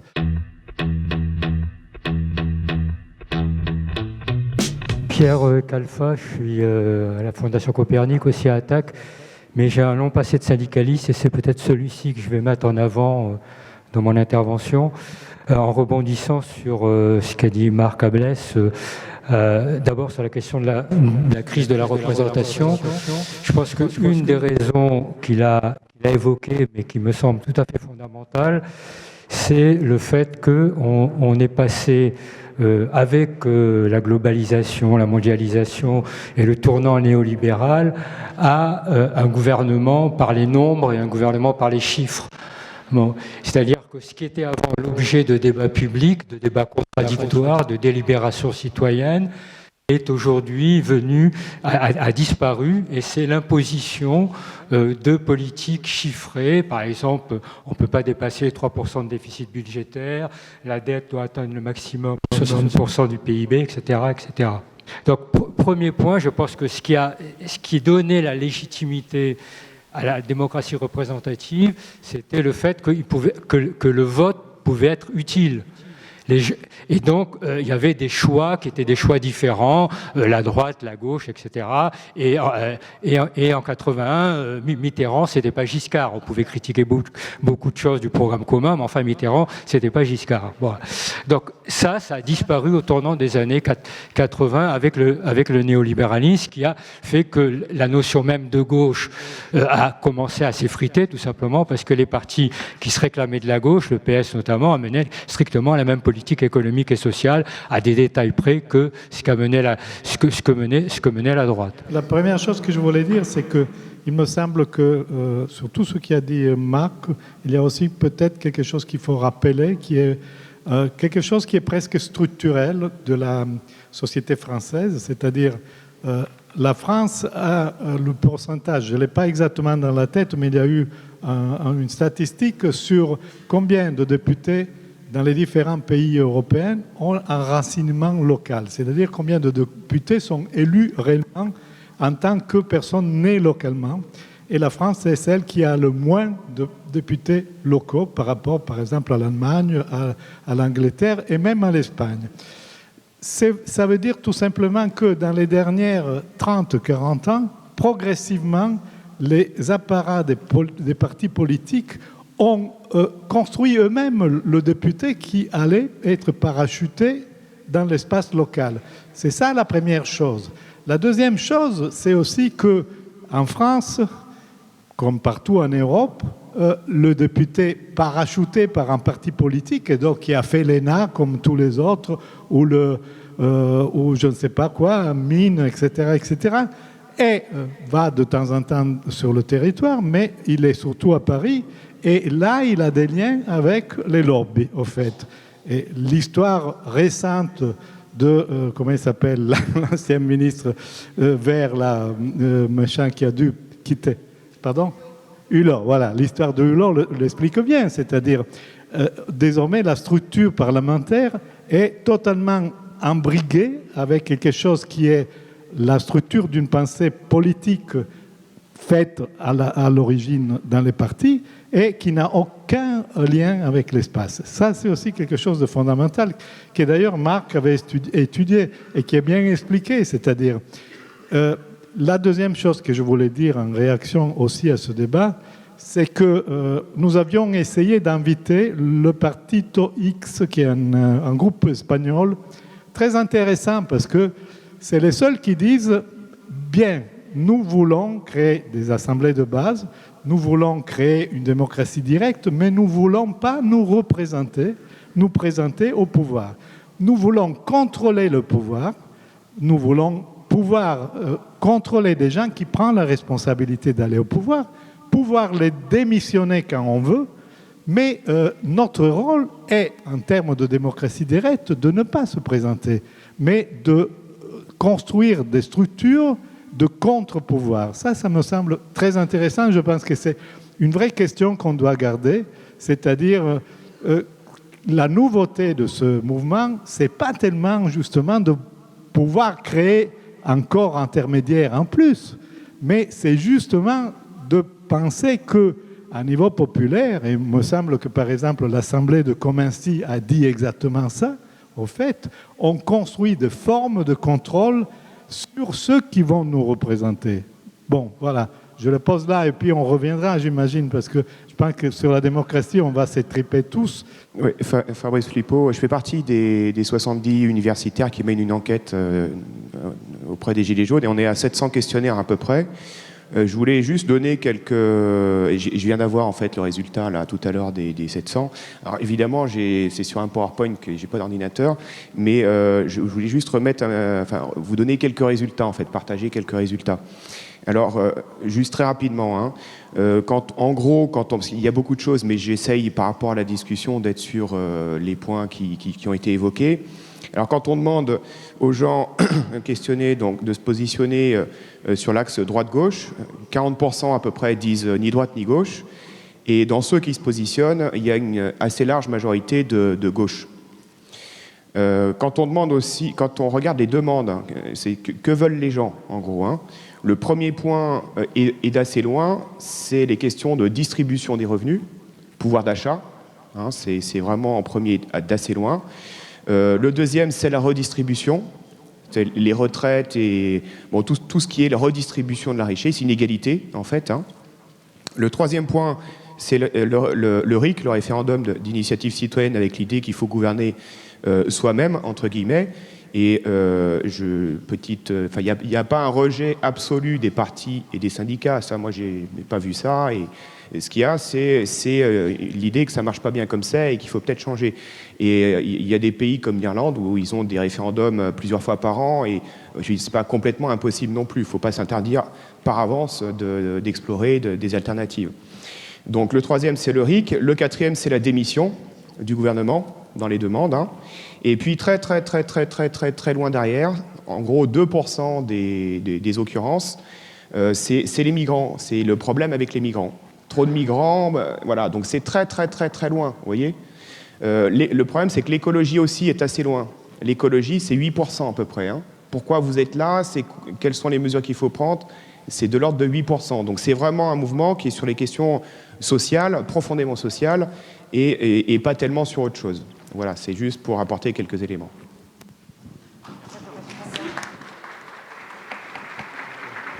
Oui, je suis militant écologiste. Je viens de sortir, il se trouve, le premier bouquin sur les Gilets jaunes, avec simplement des textes des Gilets jaunes eux-mêmes et d'un certain nombre de leurs soutiens, comme le comité Adama ou autres. Bon.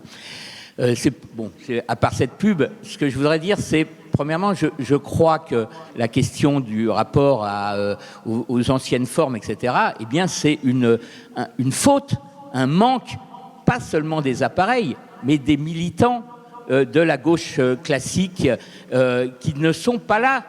Parce que le problème, c'est que dans tout mouvement social, en mai 68 comme aujourd'hui, il y a toujours une gauche, un centre, une droite. Sauf qu'à la différence de mai 68, où la droite s'était représentée par le Parti communiste français, aujourd'hui, elle est organisée autour des identitaires fascistes. Et donc, si les militants de gauche sont absents des ronds-points et des lieux où il y a des manifestations, eh bien, évidemment, il ne faut pas s'étonner après que l'aile fasciste, eh bien, elle devient de plus en plus importante, y compris politiquement. Ce qu'il y a, c'est qu'il y a un énorme centre. Et l'énorme centre, il est il correspond à la sociologie qui a été décrite tout à l'heure dans la première ou la deuxième intervention. Et c'est des gens qui n'ont pas la grammaire des partis et des syndicats de la gauche traditionnelle. Ils ont leur propre grammaire qu'ils se sont fait par le rejet et le capitalisme d'expulsion. Et c'est le deuxième point auquel je voulais en venir, c'est que c'est un mouvement profondément social-écologiste que nous sommes en train de vivre. C'est un mouvement profondément social-écologiste parce qu'il pose tous les problèmes de l'écologie politique, c'est-à-dire les transports et le logement contraint, l'étalement urbain, la mobilité, etc., etc., et les rapports à la taxe sur le climat, etc. Bon. Mais c'est surtout un mouvement écologiste de survie par rapport à ce qui est le capitalisme d'expulsion, qui a été bien décrit dans un bouquin qui disait quoi en gros?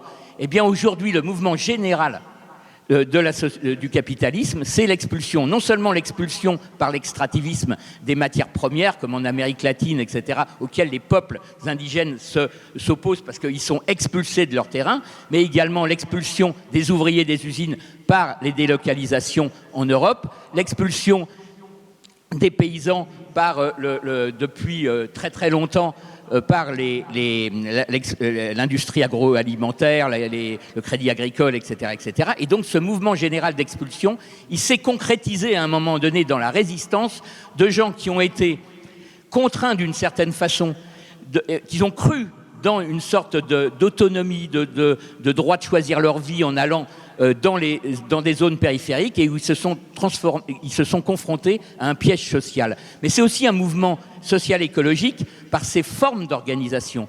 Ces formes d'organisation, c'est le convivialisme, c'est-à-dire la fraternité, la sororité des ronds-points, c'est le convivialisme. L'autre, c'est ce qui s'exprimera la semaine prochaine très fortement à Commercy, c'est le municipalisme libertaire, c'est-à-dire c'est le fait du droit à décider localement. Dans les années 70, on disait vivre et travailler au pays. Et ben aujourd'hui, c'est ce qu'ils disent, et y compris qu'ils sont pour les relocalisations de l'activité et de l'économie.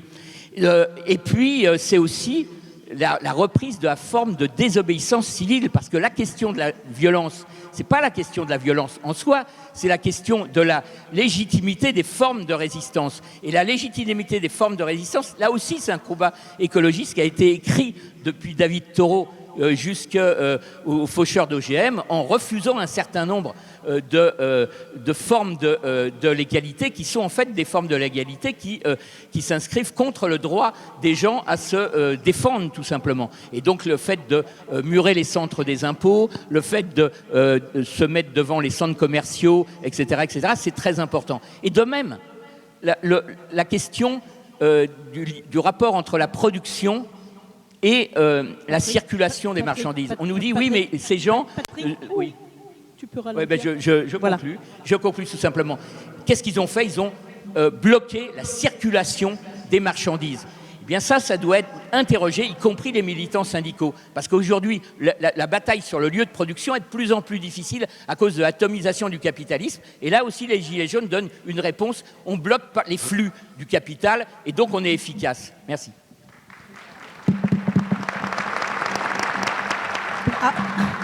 Avant de poursuivre rapidement le débat, en donnant la parole à Giovanni Levi, j'aimerais ajouter une toute petite réflexion qui me semble, à ce stade de notre échange collectif, absolument indispensable de mon point de vue. Nous sommes réellement aujourd'hui à un tournant. Alors, bien sûr, on l'a dit 1000 et 1000 fois, sauf que je pense qu'il ne faut pas aller trop vite. Il faut que le débat, à l'heure actuelle, puisse circuler partout. Les revendications ont été posées, les manifestations sont en cours, elles ne sont pas terminées. Les Gilets jaunes ne se tairont pas, ils nous l'ont largement démontré. Seulement, moi je voudrais qu'on arrête cette césure entre eux et nous, comme s'il y avait un groupe qui se battait pour la grande majorité de la population. On sait très bien que les revendications de la grande majorité de la population rejoignent ceux qui se disent dans les territoires, sur les ronds-points et dans les parkings. Et, à l'heure actuelle, dans la manifestation parisienne. La question de la représentation qui a été posée par Marc Abélès, elle est d'autant plus importante qu'elle ne met pas simplement en cause la représentativité fausse, mais elle met en cause aussi toute une forme de délégation de pouvoir. Et cette mise à nu de délégation de pouvoir qui date depuis des décennies, me semble-t-il, il ne faut pas revenir à cette stabilisation dont on parlait après 68. C'est une représentation, certes, une médiation, mais cette médiation, précisément, a échoué. Il y a eu des luttes, on a manifesté, que ce soit la loi El Khomri et toutes les lois dites de réforme de Macron. Ces luttes ont échoué. Nuit debout a essayé de poser cette question. Maintenant, la démocratie, elle revient, j'allais dire presque à l'origine, c'est-à-dire, qu'est-ce que la démocratie? C'est précisément la population, dans sa diversité et dans ses différences, qui prennent la parole. Donc, à la fois, prise de parole et lieu de parole sont d'autant plus importantes qu'il faut circuler. N'anticipons pas sur le devenir de quelque chose qui peut parfaitement nous échapper, nous ici. On est comme tout le monde, on ne sait pas ce qui va advenir. Il peut y avoir le pire et le meilleur, le temps des possibles, mais aussi évitons le temps de la régression. Et donc, pour éviter le temps de la régression, pensons à cette mise en cause, écoutons ce qui se dit. Et ce n'est pas simplement le pouvoir actuel qui est mis en cause, c'est certes le système néolibéral, mais aussi toutes les représentations et les médiations intermédiaires. Donc, essayons de réfléchir ce qui doit être revu et corrigé pour qu'une véritable démocratie soit à l'heure actuelle en perspective. Et j'insiste, cette véritable démocratie, ce n'est pas nous qui allons la dessiner. C'est tous, c'est toutes. C'est pour ça qu'il va falloir du temps. Il faut que tout le monde s'empare de la parole, la prenne et échange pour qu'il y ait une émanation d'une démocratie qui peut-être est totalement inédite. Elle est à construire, elle est à venir. Et donc cette démocratie, on ne la connaît pas, il n'en existe nulle part. Il n'y a que des expériences qui se sont déroulées un peu partout et qui résistent. La ZAD de Nantes en est l'exemple paradigmatique pratiquement de ce qu'est une expérience de résistance. Mais ces moments d'expérience, de lieu éphémère, de prise de parole, il ne faut surtout pas que ça s'éteigne par une autre forme de délégation de pouvoir qui risque effectivement d'arrêter un mouvement qui me semble extrêmement important. Mais là encore, on ne sait pas ce qui va advenir. Donc soyons vigilants, essayons de porter cette parole partout, y compris en dehors des grands voisins, et faisons en sorte que ce débat ait une suite ailleurs qu'ici, ailleurs que dans Paris. C'est vrai, l'Internet a changé complètement la possibilité de mobilisation et d'information. Et ça, je pense que soit une chose vraiment, vraiment importante qu'il faut considérer. La capacité de mobilisation qu'il y a eu en Espagne au moment de 15M, c'est-à-dire les indignados. La deuxième chose est que c'est juste de voir pas seulement la France et pas seulement les gilets jaunes, puisque les gilets jaunes sont quelque chose qui a beaucoup d'analogies avec des autres situations qui sont arrivées et qui ont fait une fin plutôt tragique. L'exemple espagnol, les 15M ont organisé une mobilisation merveilleuse qui on peut observer, je ne vais pas apporter avec moi, mais une mobilisation progressive qui a investi toute l'Espagne, pays pour pays.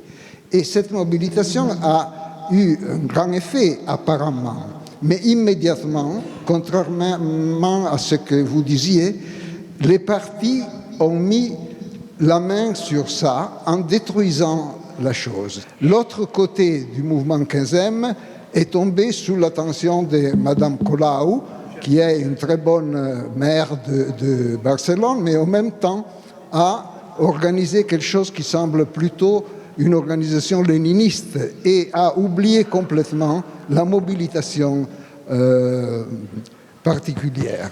Alors, le problème que posait Abélès me semble très important. Représentance n'est pas la même chose de contrôle sur la représentance. Et l'idéal, peut-être utopique, c'est de garantir à travers des formes d'information généralisée la possibilité continue des mobilisations sans être s'identifier avec un parti ou avec des partis, puisque ça change immédiatement la démocratie. La démocratie, c'est la capacité de contrôler ceux qui nous représentent. Ce n'est pas une idée très révolutionnaire peut-être, ce n'est pas donner le pouvoir aux gilets jaunes par exemple, mais c'est la capacité des gilets jaunes de s'opposer à des choses qu'ils refusent, qu'ils justement refusent. Mais s'ils deviennent un parti, serait une tragédie. Le problème est penser comment on peut conserver la mobilisation, pas la mobilisation dans les routes, mais la capacité de se mobiliser dans les routes pour contrôler ce que le gouvernement fait. Par exemple, je pense que une des règles qu'on peut chercher d'imposer, c'est l'information sur la législation avant qu'elle soit une loi. Savoir ce qui va être décidé par le gouvernement et par les représentants qui sont élus. Je pense que ça n'implique pas que tout le mouvement type Gilets jaunes, toutes les personnes votent le même parti ou autre chose. Chacun peut choisir ce qui pense d'être mieux comme représentant. Mais en même temps, c'est nécessaire qu'il y ait une préservation de cette mobilisation. Je vois que Nicolas avait eu beaucoup de questions et je vois qu'il a beaucoup de notes.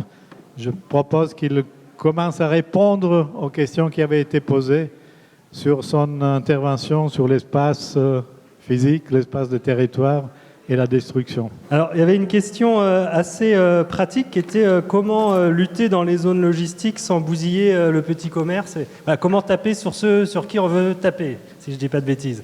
Je pense que ce type d'action peut être tout à fait ciblé. En fait, c'est assez simple de savoir où Amazon a des entrepôts, où Carrefour a des entrepôts, où Casino a des entrepôts. On peut tout à fait taper de cette façon-là sur les grands majors de la grande distribution, les grands majors de e-commerce, et on peut les embêter. Je ne vois pas de difficulté fondamentale. Et c'est vrai que dans ces conditions-là, ça peut être plus favorable aux petits commerçants que des actions en ville qui pourraient embêter les petits commerçants et, semble-t-il, pas du tout Amazon, qui a apparemment vendu beaucoup de choses pendant les fêtes. Voilà, donc bon, c'est assez pratique, mais je ne pense pas qu'il y ait de difficulté majeure pour cibler ce type d'action et penser à ça. Il y a un point qu'il faudrait peut-être évoquer pour notre réflexion, c'est la question des normes du féminin. C'est-à-dire comment ces normes du féminin sont posées à la fois sur la question de la violence par les forces de l'ordre et par d'autres, et aussi dans la façon dont les femmes, je mets des guillemets, gilets jaunes se représentent, parce que là aussi il y a une grande diversité selon les lieux, et on peut, en focalisant sur tel ou tel lieu, avoir des points de vue complètement différents. Voilà, c'est tout ce que je voulais rajouter. Oui, j'avais terminé mon intervention sur quelques questions. Elles ont été reprises et développées, et en particulier la question effectivement du rapport entre les Gilets jaunes et les organisations politiques traditionnelles, si j'ose dire, enfin, sur les partis, etc. Et là, on voit bien que les positions peuvent être assez divergentes. Moi, je pense, en ayant écouté Giovanni Levi, je suis assez convaincu aussi que l'une des dérives possibles de ce genre de mouvement, c'est effectivement de se chercher des chefs, alors que là, en réalité, et c'est souvent d'ailleurs ce qu'on leur reproche, c'est qu'ils n'ont pas une personne, voire deux. Enfin, il y a des gens qu'on voit sur les plateaux et tout, mais il y a cette espèce d'incertitude sur le leadership.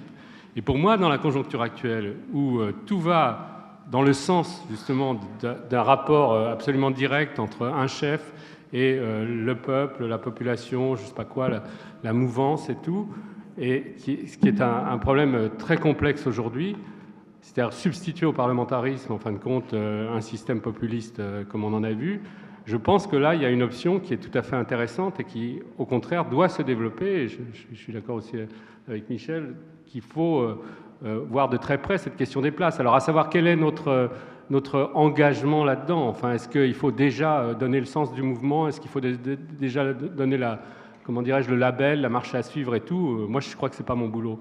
Je refuse complètement cette position. Je m'aperçois d'une chose, en ayant pendant pas mal d'années été un peu en dehors du terrain français, j'étais sidéré de voir combien peu il y a d'études actuellement sur le système politique, enfin sur la vie politique locale dans notre pays. Des reportages, vous en avez à tous les pas, des gens qui écrivent des opinions, vous en avez à tous les pas, mais des études un peu sérieuses sur ce que sont devenus dans tel et tel point de la France, comment ça marche, comment ça fonctionne et tout, allez les chercher. Et moi, je pense que c'est des choses qu'il faut absolument actualiser, il faut les faire. Donc, ça demande un travail intellectuel. Après, voilà, on peut ensuite... Il y a toute une discussion à avoir, mais je crois qu'il ne faut pas mettre la charrue avant les bœufs. Et je pense que ce qui a miné un peu le rapport entre les intellectuels et ces mouvements politiques, c'est la manière dont ceux-ci ont tout de suite projeté leur propre fantasme, disons, et ça c'est très facile aujourd'hui, sur tel ou tel développement. On l'a vu de Nuit debout, on a vu la ZAD, on a vu, etc.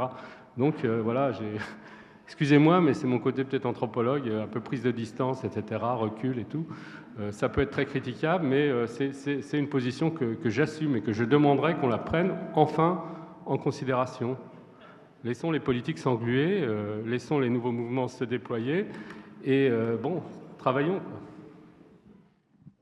Oui, on passe peut-être à la deuxième phase, je dirais maintenant, c'est-à-dire avec Michel, on avait pensé qu'il y a au moins 2 ou 3 questions de base.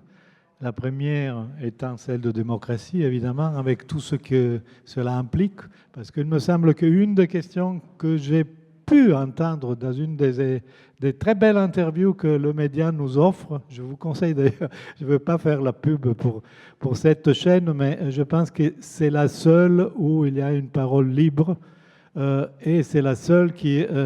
oui, merci, oui. C'est vrai, hein, quand vous écoutez... On respire, on change d'atmosphère. Mais justement, parmi ces paroles et ces mots libres, il y avait aussi des paroles qui pensaient effectivement un espace plus ouvert et qui pensaient aussi la possibilité, comme d'ailleurs l'ont bien dit les Gilets jaunes de Comency, c'est-à-dire des assemblées locales, etc. Donc je pense que c'est aussi une question que nous devons nous poser ici. Est-ce qu'on propose, par exemple, de créer des petites assemblées parisiennes, puis dans la banlieue, etc., etc. Est-ce qu'on les suit? C'est-à-dire, évidemment, c'est lié aussi à la question du protagonisme des chercheurs. Là, je pose des questions. Personnellement, j'ai aussi une réponse. Je ne sais pas s'il avançait maintenant.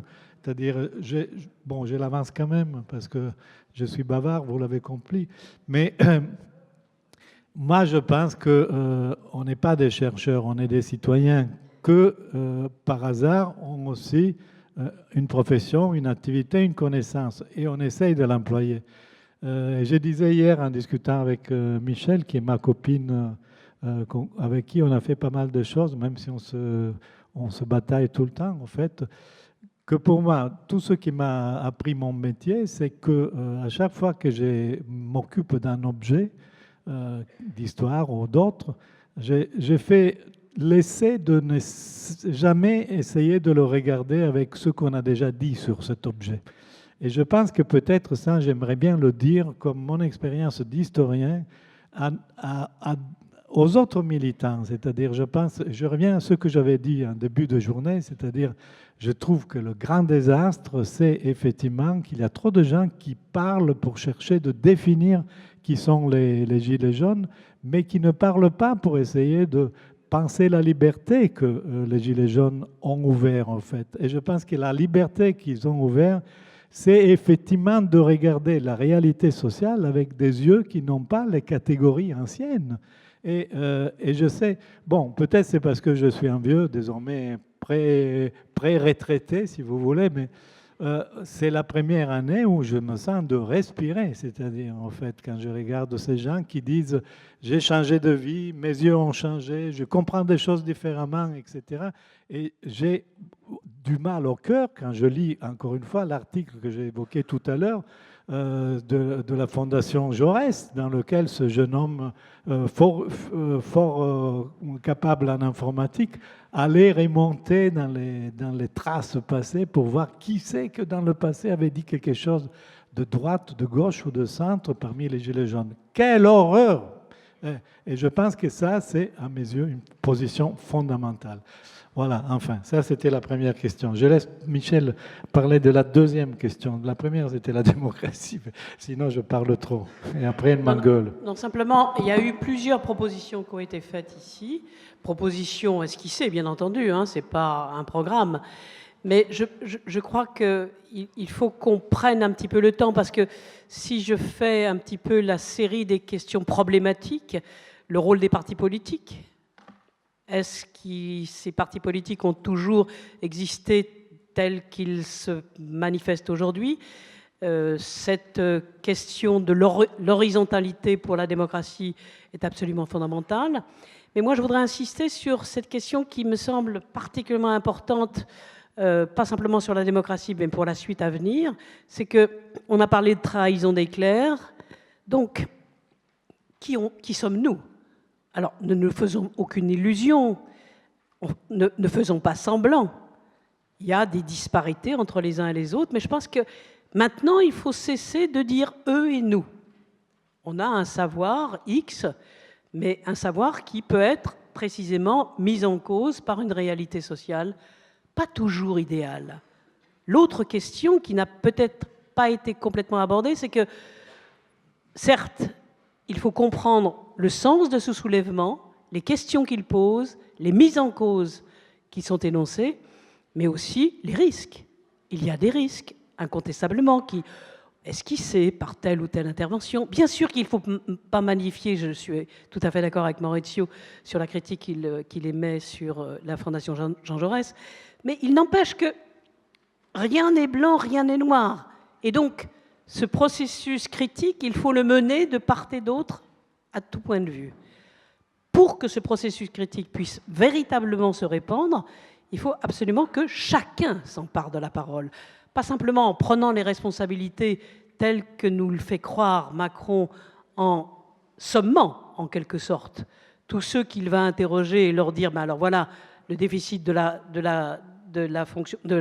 service public, comment fait-on les déficits de la dette publique, comment fait-on pour combler? Seulement, il oublie précisément tout ce qu'il n'a pas fait. Et ce n'est même pas débattu. Donc, cette question, si vous voulez, de réalité, de prise de conscience du réel, ce n'est pas simplement d'un côté les possibles et de l'autre côté les risques. C'est le tout. Mais pour que ça puisse véritablement émaner dans la totalité des débats qui seront à venir, ben, il faut effectivement s'emparer de la parole et faire en sorte que ces revendications puissent être répandues et prises en charge par la totalité d'une population qui est quand même encore largement silencieuse. Donc, 3 grandes questions. La suite à donner à ce mouvement, là, nous, c'est-à-dire qu'est-ce qu'on propose pour l'avenir, et en particulier pour l'initiative semblable dans les différents territoires, et puis comment on peut vraiment discuter aujourd'hui sur cette forme de démocratie. Je prétends, peut-être que je me trompe, que cette forme de démocratie est nouvelle, à réinventer totalement. Si on veut une véritable horizontalité, il faut partir justement des revendications qui s'expriment un peu partout et surtout les étendre, faire en sorte qu'il n'y ait pas de captation de la parole.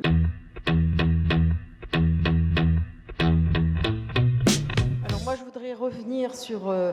je pense que ça continue à être un point aveugle de ces débats. C'est les 2 manifestations de femmes gilets jaunes qui ont eu lieu, dont il n'a jamais été question encore jusqu'ici.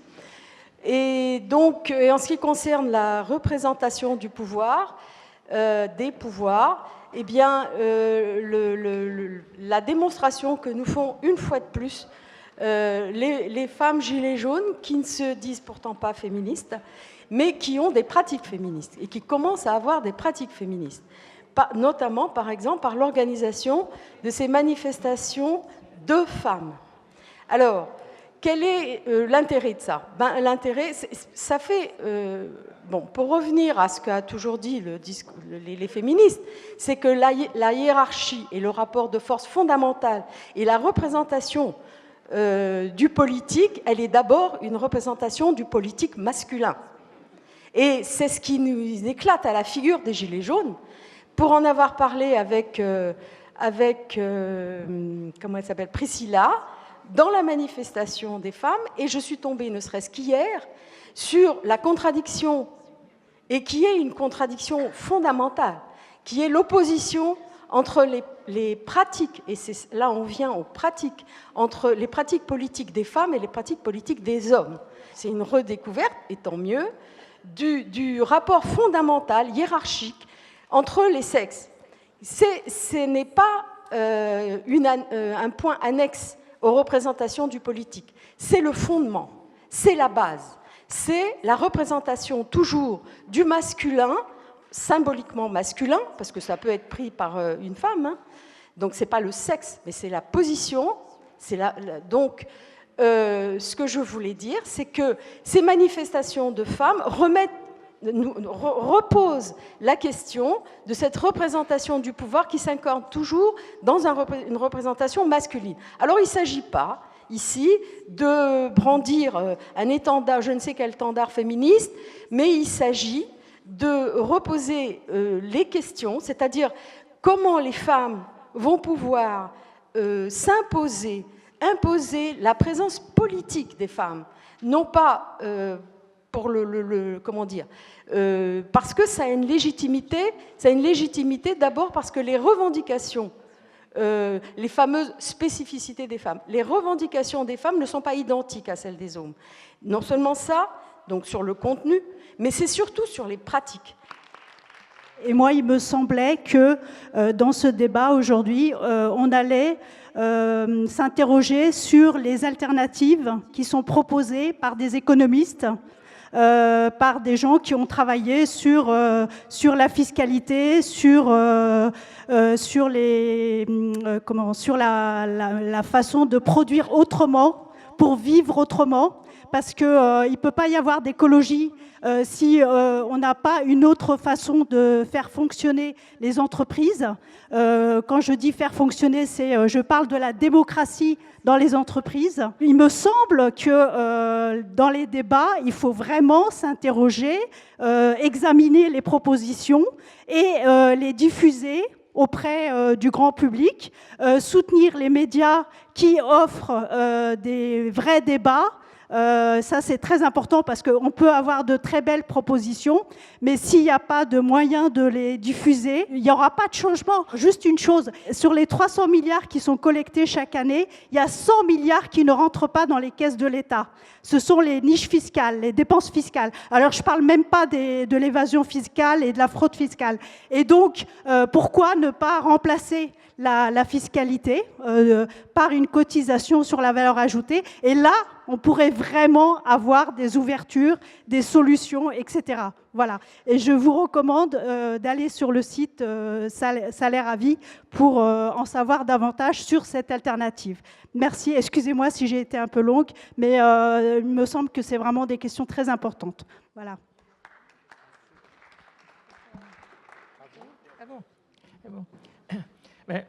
Moi, j'aurais voulu ouvrir des possibles en matière de fonction publique. On n'en parle pas beaucoup. Moi, j'ai fait 40 ans d'administration et maintenant je suis à la retraite, mais je suis gilet jaune de cœur depuis presque 40 ans.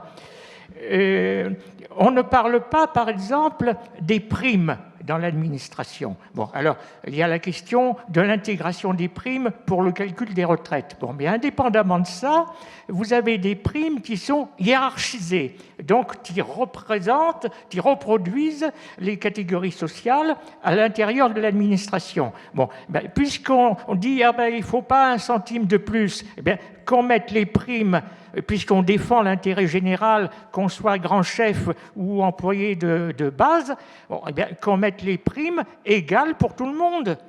Ça ferait du pouvoir d'achat supplémentaire pour les petites catégories. Bon, il y aurait quelques centaines de milliers de chefs qui ne seraient pas d'accord. Bon, mais il y aurait plusieurs millions qui seraient d'accord. Bon, et ça ferait plusieurs centaines d'euros pour pas mal de gens. Bon, ensuite, il y a la question des catégories dans la fonction publique. En 1990, il y a un certain Rocard qui a écrit sur un journal officiel les catégories, c'est un obstacle, c'est une question de rigidité dans la société, donc il faut les supprimer. Bon, c'est écrit noir sur blanc sur le journal officiel du 3 avril 90. Je peux vous donner la page si vous voulez. Bon, eh bien, du coup, qu'est-ce qui s'est passé? Il y a eu la catégorie D qui a été supprimée et les autres catégories qui sont restées. Bon, et les autres catégories qui sont restées, en 2000 et quelques, il y a eu la réduction du temps de travail dans la fonction publique.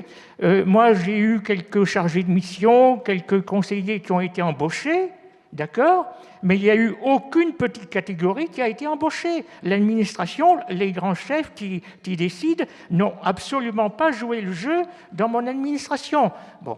Et alors, donc, si vous rentrez dans l'administration après avoir passé des concours de catégorie A, comme j'ai fait, bon, eh bien, résultat, vous restez chef toute votre existence, vous êtes complètement coupé de la réalité. Et qu'est-ce qui se passe?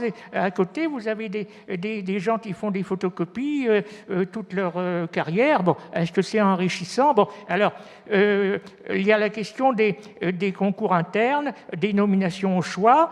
Comment on fait pour... bon, eh bien, il faut plaire au chef, il faut avoir un peu de piston, et c'est comme ça que ça marche. Non, je regrette. On peut être chef par rotation, c'est-à-dire qu'il y aurait des gens qui ne réussiraient pas. Bon, ça serait des commissions qui ne seraient pas internes, puisque les commissions connaissent, les gens des commissions connaissent les personnels, etc. Bon, ça serait des commissions externes aux administrations, et il y aurait un avancement d'échelon, mais il y aurait tout de même de l'espoir pour les petites catégories. Bon, il y a plein d'autres réformes comme ça qu'on pourrait faire, qui feraient du pouvoir d'achat, qui redonneraient espoir aux gens, et moi, je ne sais pas pourquoi on n'en parle pas. Merci. Ok, je vais rebondir sur ce qui a été dit et insister sur la question des inégalités écologiques. Je suis chercheur et tous nos travaux montrent à l'échelle des territoires et notamment des métropoles, échelle dont vous a parlé mon collègue géographe en entrée, que les inégalités sociales et les inégalités écologiques sont aujourd'hui liées. Et quand je parle d'inégalités écologiques, je veux dire la question de l'accès à un certain nombre de services, mais aussi de la question de la pollution, de l'habitat, enfin un certain nombre de problématiques. Or, ce qu'on voit dans le mouvement des Gilets jaunes, c'est que peu de gens parlent de cette question de l'écologie, et mon autre collègue Fabrice Flippo en a parlé plus tôt. L'enquête qui est aujourd'hui réalisée montre que les gens sont effectivement attachés à ces questions d'écologie, mais qu'ils ne savent pas en parler, ou comment aborder cette question-là. Alors pourquoi ne parle-t-on pas de justice écologique ou de justice environnementale aujourd'hui sur les territoires, sachant que les personnes qui sont affectées sont généralement celles qui habitent dans des coins extrêmement dégradés ou à proximité de zones polluantes? Je pense qu'une des explications qui tient à l'anomie du mouvement relativement à ces questions écologiques tient notamment au fait que c'est très difficile de parler de ces questions-là. Pourquoi c'est difficile? Parce qu'elles sont scientifiques, parce qu'elles sont complexes, parce qu'on ne sait pas très bien comment en parler, et aussi parce que dans la tradition des mouvements politiques et sociaux en France, la question écologique est rarement reliée à la question sociale. Et ça, c'est un vrai problème. Or, je pense qu'aujourd'hui, ce qui serait nécessaire, et on parlait en termes de perspective, de mouvement, qu'est-ce qu'on pourrait proposer? Il serait intéressant de faire des débats dans les territoires, reliant ces questions sociales et écologiques de telle manière à que les personnes prennent conscience des relations qu'il y a entre leurs conditions sociales et la condition écologique, et ça nous concerne tous, et pas simplement les gilets jaunes, et de quelle manière ces relations entre écologie et société nous obligent à penser le futur. mesure et nous oblige à penser aussi de quelle manière et de quelle manière différenciée eh bien, l'impact du changement climatique va affecter nos sociétés. Parce que c'est très clair aujourd'hui, quand on va sur les territoires, que les questions écologiques et leur déroulement un peu dramatique à l'avenir va affecter plutôt certaines tranches de population que d'autres. Et là, à ce moment-là, effectivement, on sera bien obligé de voir de quelle manière justice sociale et justice écologique vont de pair. Merci, merci beaucoup. Oui, à vous. Oui. Merci beaucoup. Merci à tous les intervenants. Moi, j'ai beaucoup apprécié toutes les interventions. Et puis surtout, je commence à m'imaginer, en tout cas à me représenter aujourd'hui ce qu'est la classe populaire. Merci beaucoup sur cette dimension-là. Le deuxième questionnement, c'est la question du sens. Certains parmi vous, vous surtout Michel, vous avez dit que le mouvement du Gilet jaune a un sens. Enfin, moi, je ne l'ai pas compris comme ça, parce que sinon, j'y aurais adhéré dès le début. Or, j'étais particulièrement réticent pour différentes raisons qui ont été dites, et je pense que le sens n'est pas encore clair, surtout auprès de l'opinion. Et ce sens, donc, sur le troisième élément de questionnement que j'ai, c'est la question de la démocratie. Alors la question de la démocratie, je pars aussi avec une idée relativement précise par rapport au mouvement des Gilets jaunes et de ce qu'on pourrait faire, et s'il y a espoir, c'est la question de la démocratie. Et la question de la démocratie, parce qu'on a des schémas mentaux, je suis de formation juridique, je suis juriste.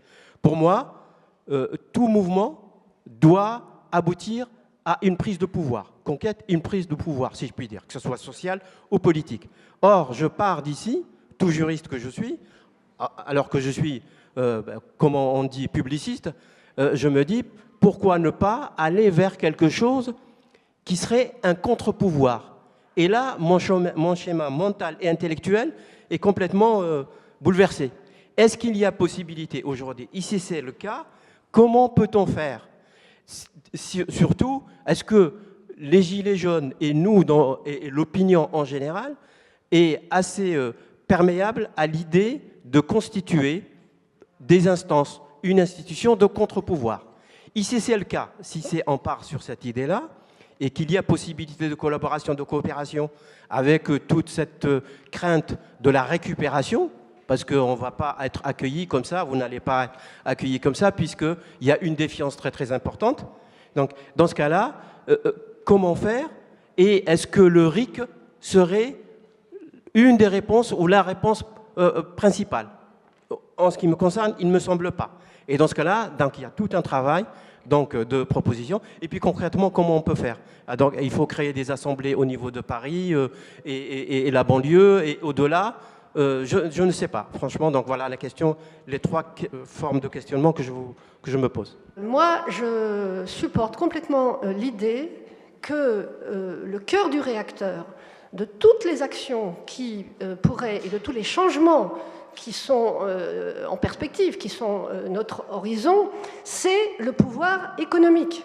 C'est qui détient le pouvoir économique dans ce pays.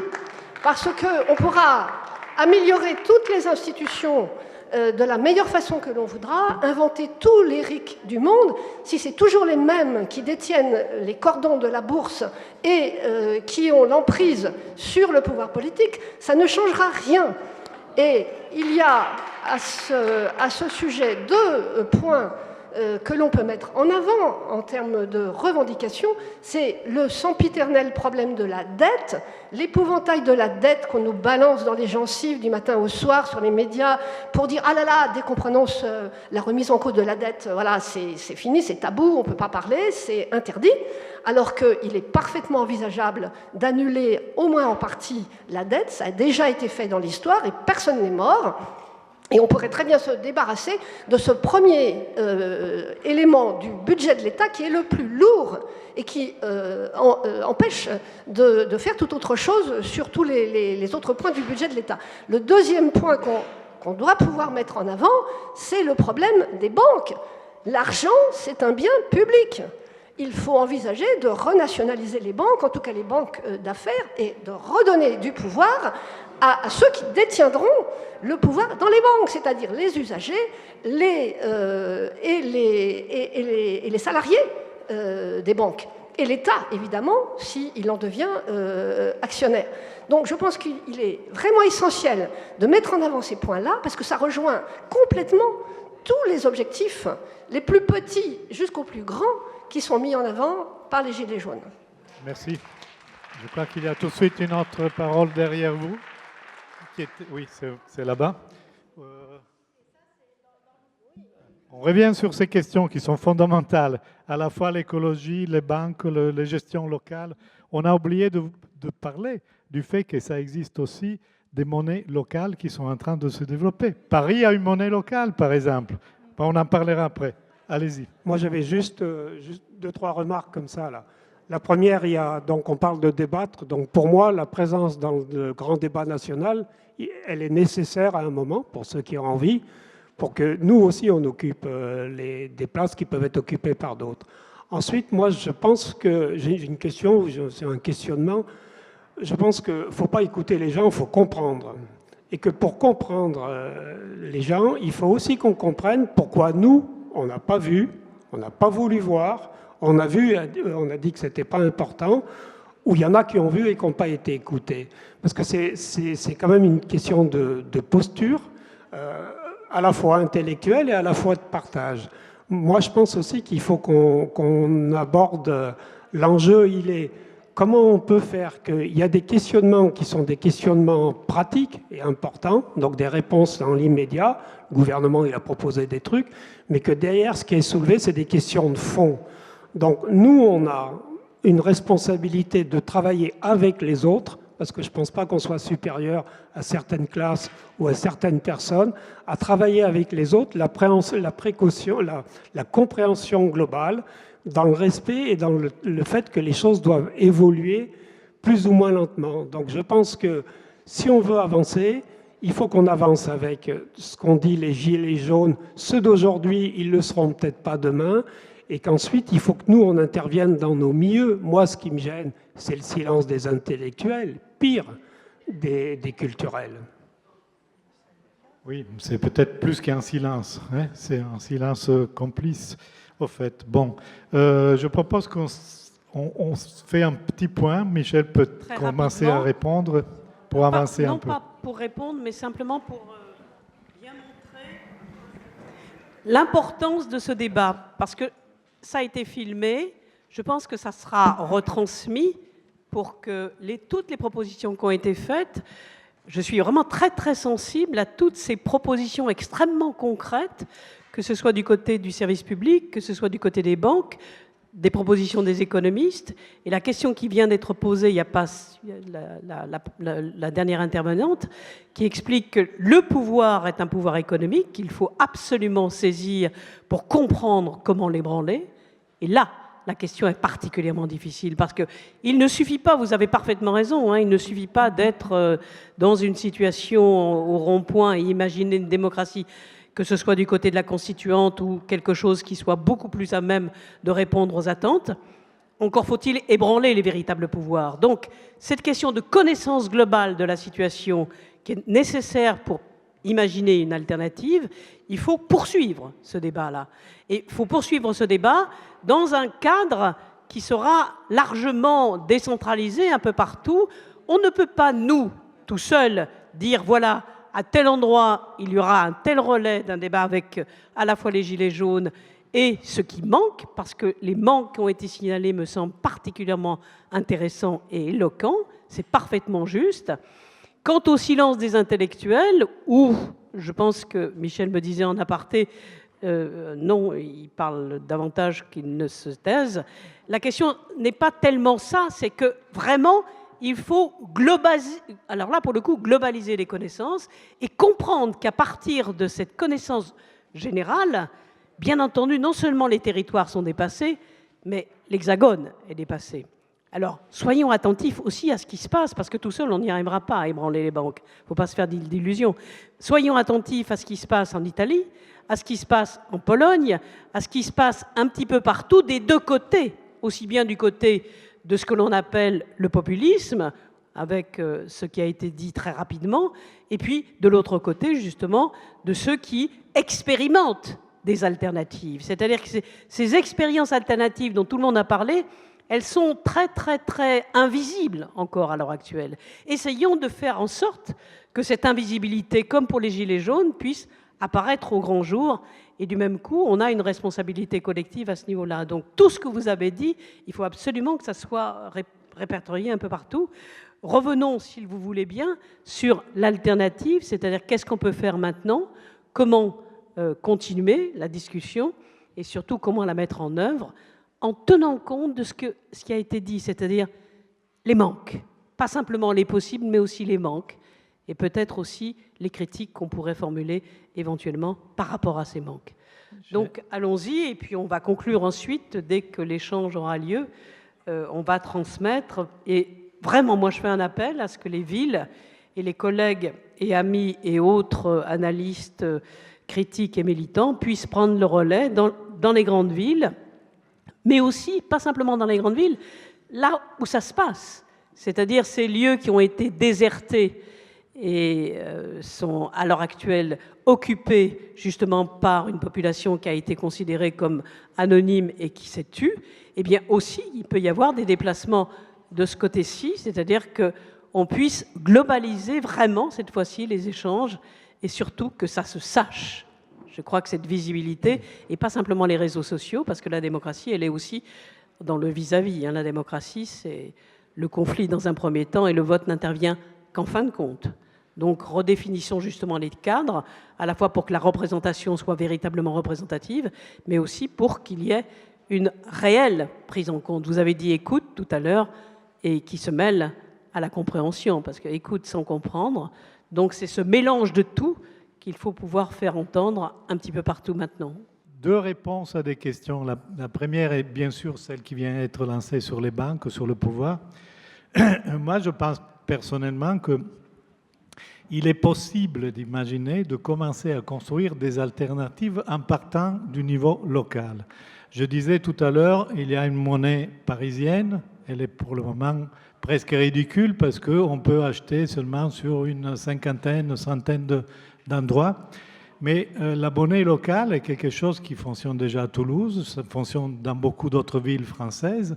Et c'est la manière concrète de dire je ne vais pas donner mon argent aux actionnaires, je ne vais pas donner mon argent aux grandes structures mondiales.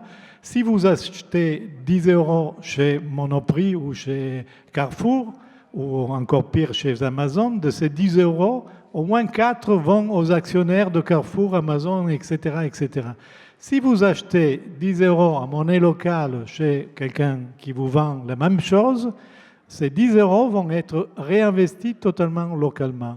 Bon, dans les zones, dans les villes où on a essayé ces expériences, cela a provoqué aussi une forte puissance et autonomie par rapport aux variations mondiales. Ce qui a été fait, par exemple, en Argentine, il y a 10 ans, quand il y a eu la grosse crise avec la création de monnaie locale, des structures d'échange, a permis aux gens, en fait, de résister justement aux pressions des banques internationales, etc. Alors, c'est une première chose, mais moi, je pense qu'il faut penser aussi la démocratie à ce niveau-là. Je pense que ce qui nous disent les Gilets jaunes, et ce qui est suggéré aussi, me semble-t-il, par le débat que nous avons aujourd'hui, c'est qu'en partant du bas, on peut construire effectivement des alternatives qui semblent fragiles au départ, mais qui construisent des tissages qui peuvent devenir très importants et très forts, en fait. Et je pense que la réponse que les Gilets jaunes ont donnée, c'est déjà ça. Hein. Et bon, ça c'est la première question que je voulais souligner. Deuxième point, je reviens encore une fois sur l'histoire des clercs qui trahissent, au fait que j'ai mon expérience de vieux prof universitaire. Je suis dans l'université depuis 40 ans. Imaginez-vous, l'année prochaine, je suis à la retraite. Et la seule vraie expérience, c'est que j'ai sur mes collègues, sur la plupart de mes collègues, c'est qu'ils ont peur, en fait. Ils ont peur d'être vus, ils ont peur d'être marginalisés, et ils ont peur d'être libres, finalement. Et dans cette histoire de Gilets jaunes, si vous voulez, moi j'ai écrit un premier article sur les Gilets jaunes que j'ai envoyé à Libération et au Monde. Évidemment, ils ne l'ont pas mis, c'était un peu trop positif, si vous voulez. Mais je l'ai montré aussi à beaucoup de collègues, historiens, etc., qui m'ont dit « Ouais, mais tu es un peu trop politique, polémique, etc. » Il y avait la crainte de se dévoiler comme des gens qui étaient d'accord vers quelque chose qu'on ne savait pas si c'était possible de nommer, au fait. Et je pense que c'est ça, dans notre milieu, qui est un milieu de plein de gens qui se croient très intellectuels et très intelligents, moi compris d'ailleurs peut-être, mais qui a surtout peur du regard du voisin et de jugement et de l'ostracisme possible. Mais je pense que c'est quelque chose qui se passe peut-être dans tous les milieux, en fait. Voilà, c'est tout. Je pense qu'il faut y penser et c'est à ce niveau-là qu'il faut répondre. Merci pour votre réponse par rapport au clerc. Moi, ce que j'ai vu, c'est quand même beaucoup une crainte, une peur pour sa carrière, bon, même si pour moi, ça m'a coûté un peu aussi. Mais là, j'aimerais revenir à une question plus terre à terre. En fait, le mouvement des Gilets jaunes, il est quand même revenu d'une contestation d'une taxe, soi-disant écologique. Une taxe, quand on fait de l'écologie et qu'on veut rationner par les prix et non pas par les quantités, on choisit vraiment de sanctionner les plus pauvres. Donc pour moi, si les partis écologiques depuis 20 ans ont fait tout pour haïr l'écologie, mettre des ours des Pyrénées qui les mettent chez eux, dans le Marais, au jardin du Luxembourg, là où ils habitent. Donc ça c'est important par rapport à tout ce qu'on entend sur le climat et l'écologie. Mais moi ce que je voudrais revenir, c'est sur la taxation et la fiscalité. Il y a quelque chose d'extrêmement pervers dans la lettre du président de la République. Il dit, vous trouvez qu'il y a trop d'impôts. Il veut utiliser les gilets jaunes pour faire baisser les impôts et éventuellement faire baisser les aides aux plus défavorisés. Donc il y a vraiment quelque chose, un travail à faire sur la bonne dépense publique, la mauvaise dépense publique. La mauvaise dépense publique, c'est de créer un crédit impôt recherche qui va aux grandes entreprises, le CICE qui ne crée pas d'emploi. Ça, c'est de la mauvaise dépense publique. Mais Bercy voulait aussi supprimer l'allocation de solidarité spécifique qui est pour les chômeurs en fin de droit. Attention à ça. Et quant aux impôts, il y a le bon impôt, à mon avis, qui consiste par exemple à mieux fiscaliser l'impôt sur les successions des plus riches. Donc j'insiste sur cet écueil. À travers le trop d'impôts, ce qui est vrai, il y a un risque d'utiliser une fraction du mouvement du gilet jaune, de la classe moyenne inférieure, contre les classes populaires. Ces contradictions, on doit en tenir compte. En fait, on s'est réunis aujourd'hui parce qu'on essaye d'être utile. Et je pense à deux choses. Effectivement, il y a des savoirs spécifiques et il y a des gens ici qui ont des savoirs spécifiques. Et c'est utile, évidemment, qu'on les partage. Moi, j'ai beaucoup apprécié l'intervention initiale de notre géographe et puis d'autres aussi, voilà, qui posent plein de questions. Par exemple, est-ce que c'est seulement les revenus qui sont en question, mais aussi les patrimoines? Et je me rends compte que des gens qui s'endettent pour rembourser des maisons dont la valeur perd, c'est-à-dire qui ont du patrimoine négatif, ça pose vraiment une question. Maintenant, être utile, c'est pas seulement partager des savoirs, c'est peut-être aussi entrer nous-mêmes en lutte. Est-ce que dans nos milieux, est-ce que dans nos métiers, il n'y a pas non seulement des inégalités flagrantes, non pas seulement de la phallocratie, mais des processus qui fabriquent et qui aggravent en permanence les inégalités. Une précarité massive. Voilà. Donc je me dis aussi que la manière d'être utile, c'est peut-être aussi nous d'entrer en lutte sur les questions qui nous regardent. Voilà. Et puis j'avais noté plein de choses au passage, mais c'est quelque chose qui ne vous a pas échappé, qu'il y a une tentative à la fois de Macron et du Front National de dévoyer le débat actuel vers l'immigration, puisque vers ce qu'on appelle les questions d'identité. Donc là aussi, on a un rôle à jouer pour empêcher ce dévoiement. Bon, voilà, je veux être bref, parce que voilà. Je voudrais revenir aux échéances. Il y a des échéances là qui sont urgentes. Enfin, c'est la réforme des retraites et la réforme de l'assurance chômage. Macron nous a bien dit et redit qu'il ne change rien là-dessus. Et cette politique d'enfumage du grand débat, moi j'ai très peur que les gens soient tellement mobilisés sur la question du grand débat qu'ils en oublient la résistance essentielle sur la réforme des retraites et la réforme de l'assurance chômage. Ça nous pend au nez, c'est dans les semaines qui vont venir. Donc ça, nous aussi, on doit avoir des réponses et des modes d'action. Et c'est certainement pas les sempiternelles manifs comme on a fait pour la SNCF qui vont arriver à faire quelque chose. Donc là, on a des réponses urgentes sur des pratiques politiques à mener dans les semaines qui viennent.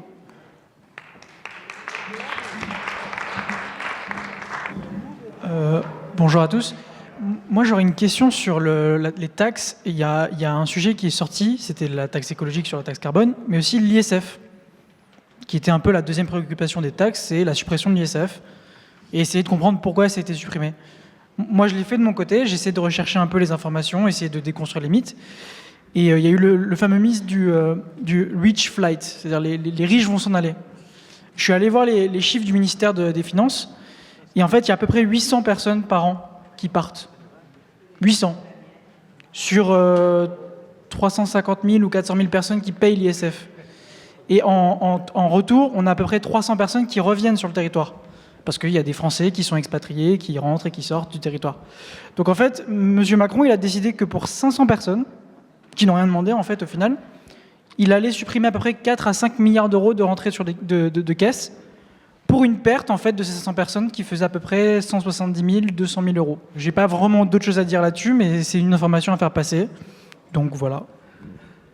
On va peut-être terminer là, non, si ça vous ennuie pas. C'est vrai que beaucoup de questions sont en suspens, à moins qu'il y ait un regret.